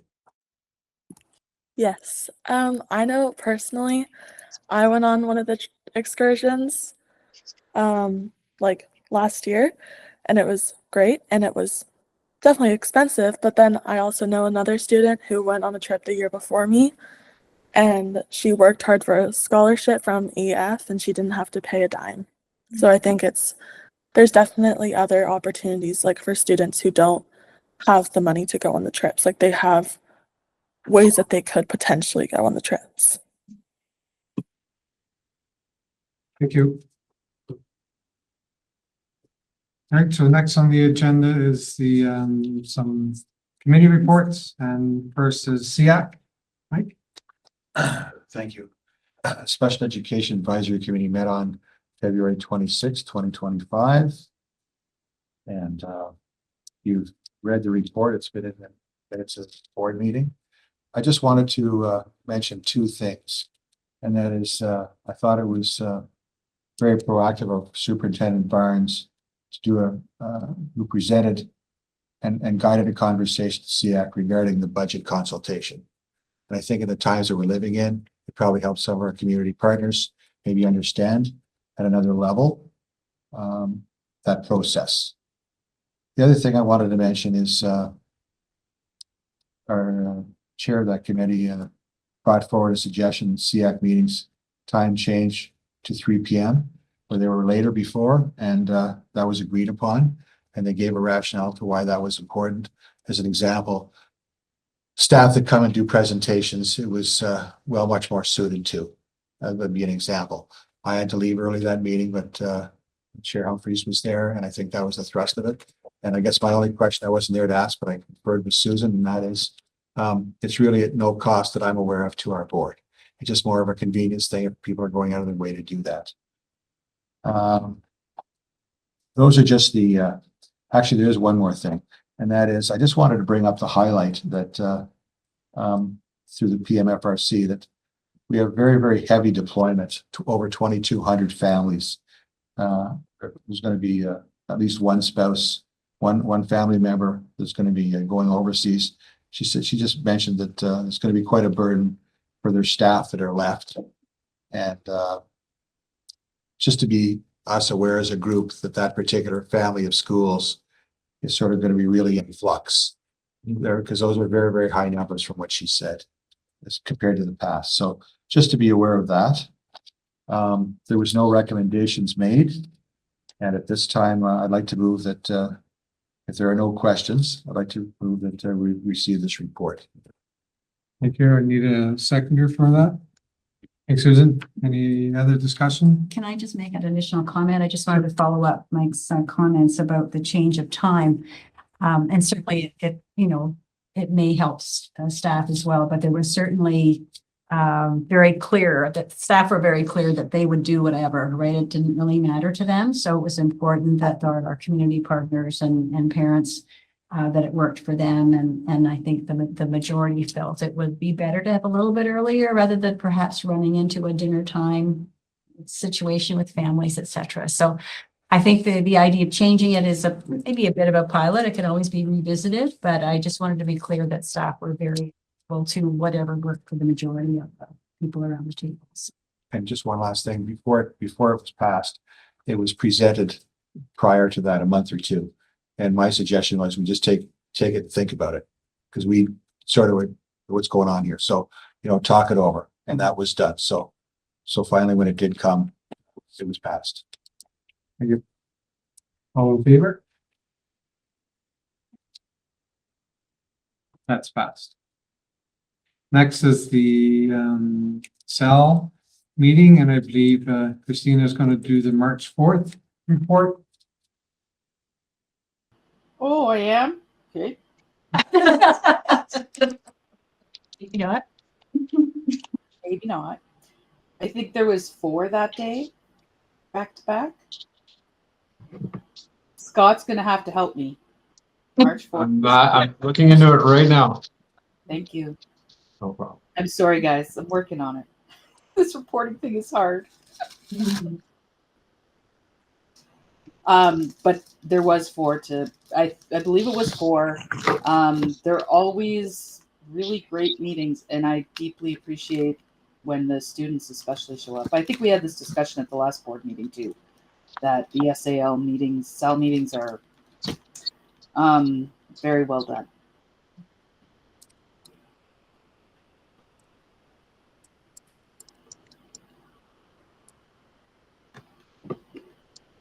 Looking for numbers, we had 4 presentations. Yeah, you're right, trustee, ready? 4 presentations.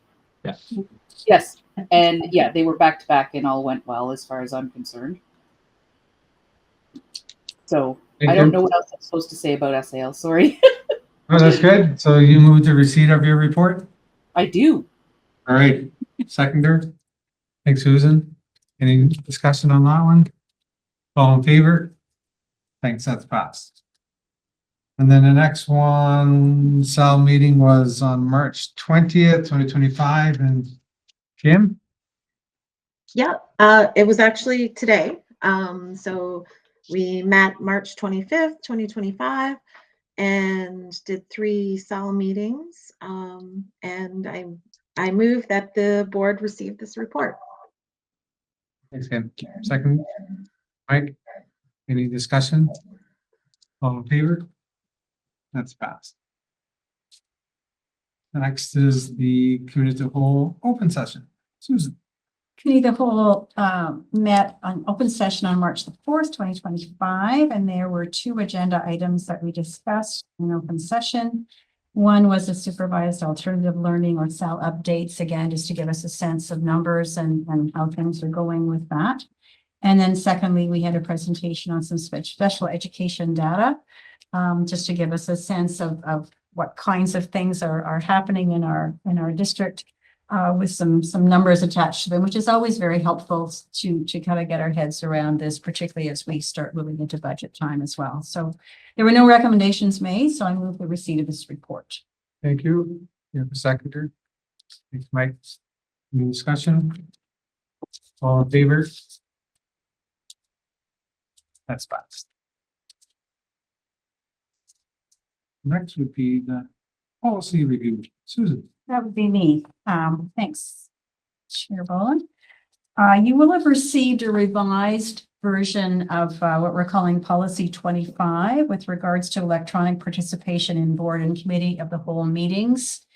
And the policy review committee met last week sometime, I can't remember just which date, and took a look at what our lawyer was provided to us, at least with her interpretation of the regulation that came out with regards to electronic participation.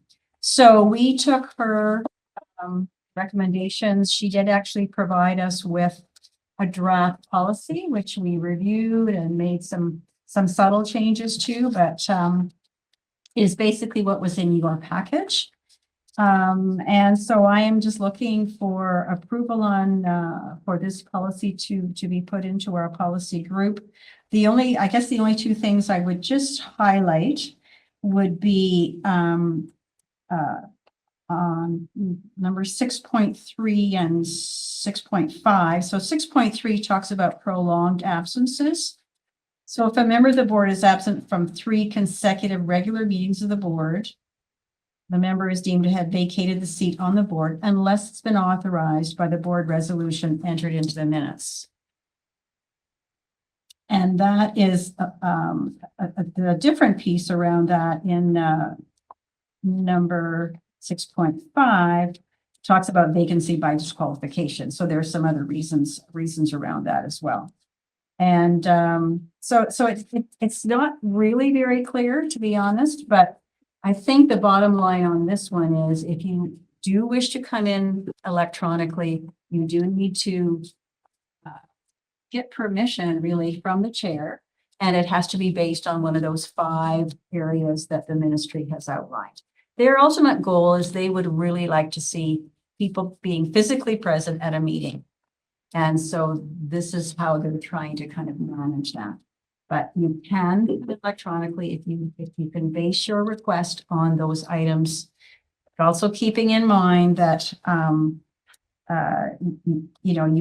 other piece of it is you do have to be present 3 times in 12 months physically as well. And that's actually in policy 9, is it?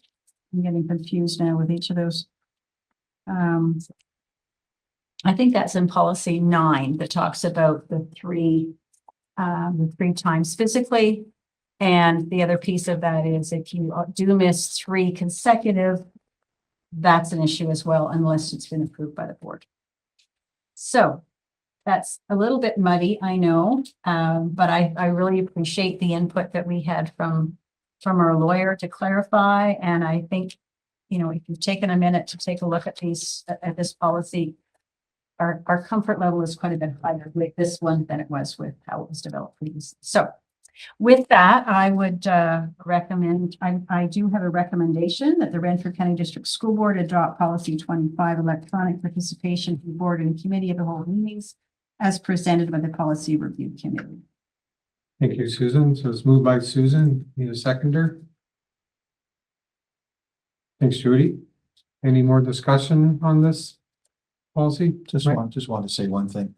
The only thing that's concerning to me, I know that this has been reworked and adapted, and I guess it's, quote, somewhat friendlier, is that people who are on the board or in boards throughout Ontario, it's sort of like changing the rules before a year before the year and a half before the election, the next group comes in. That's only my point I want to make. I mean, it sounds like it's been massaged and modified to a degree.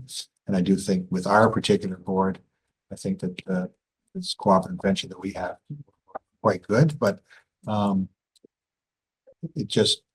almost, in a perfect world, it would have been nice to have it at the end so that the new people coming in know sort of the obvious rules and regs. Thank you. Thank you. Anything else?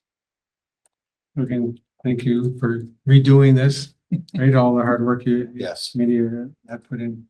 So no other discussion, all in favor? And the motion to adopt policy 25 is carried.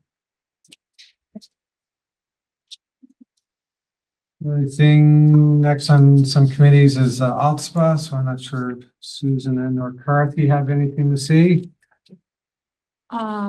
He is left. I guess it'll be It's all then. I'll just say quickly, we do have a regional meeting coming up on April the 5th in Brockville. Upper Canada District School Board is hosting us. We do have, I think, quite a good agenda. All of the trustees would have received that this week, actually yesterday, from OPSPA, so that you know when and where and what's on the agenda. And it's always a great opportunity to network with the other boards in our region. We are putting into that some professional development as we normally do. Upper Canada is going to talk about their real world, real life work. I can't remember, just my apologies. I should know this by heart, but it's not in here. Anyway, they're gonna present a program that they do in Upper Canada, which I think will be quite interesting. And then we're going to do some discussion, small discussion breakout groups with the trustees as well.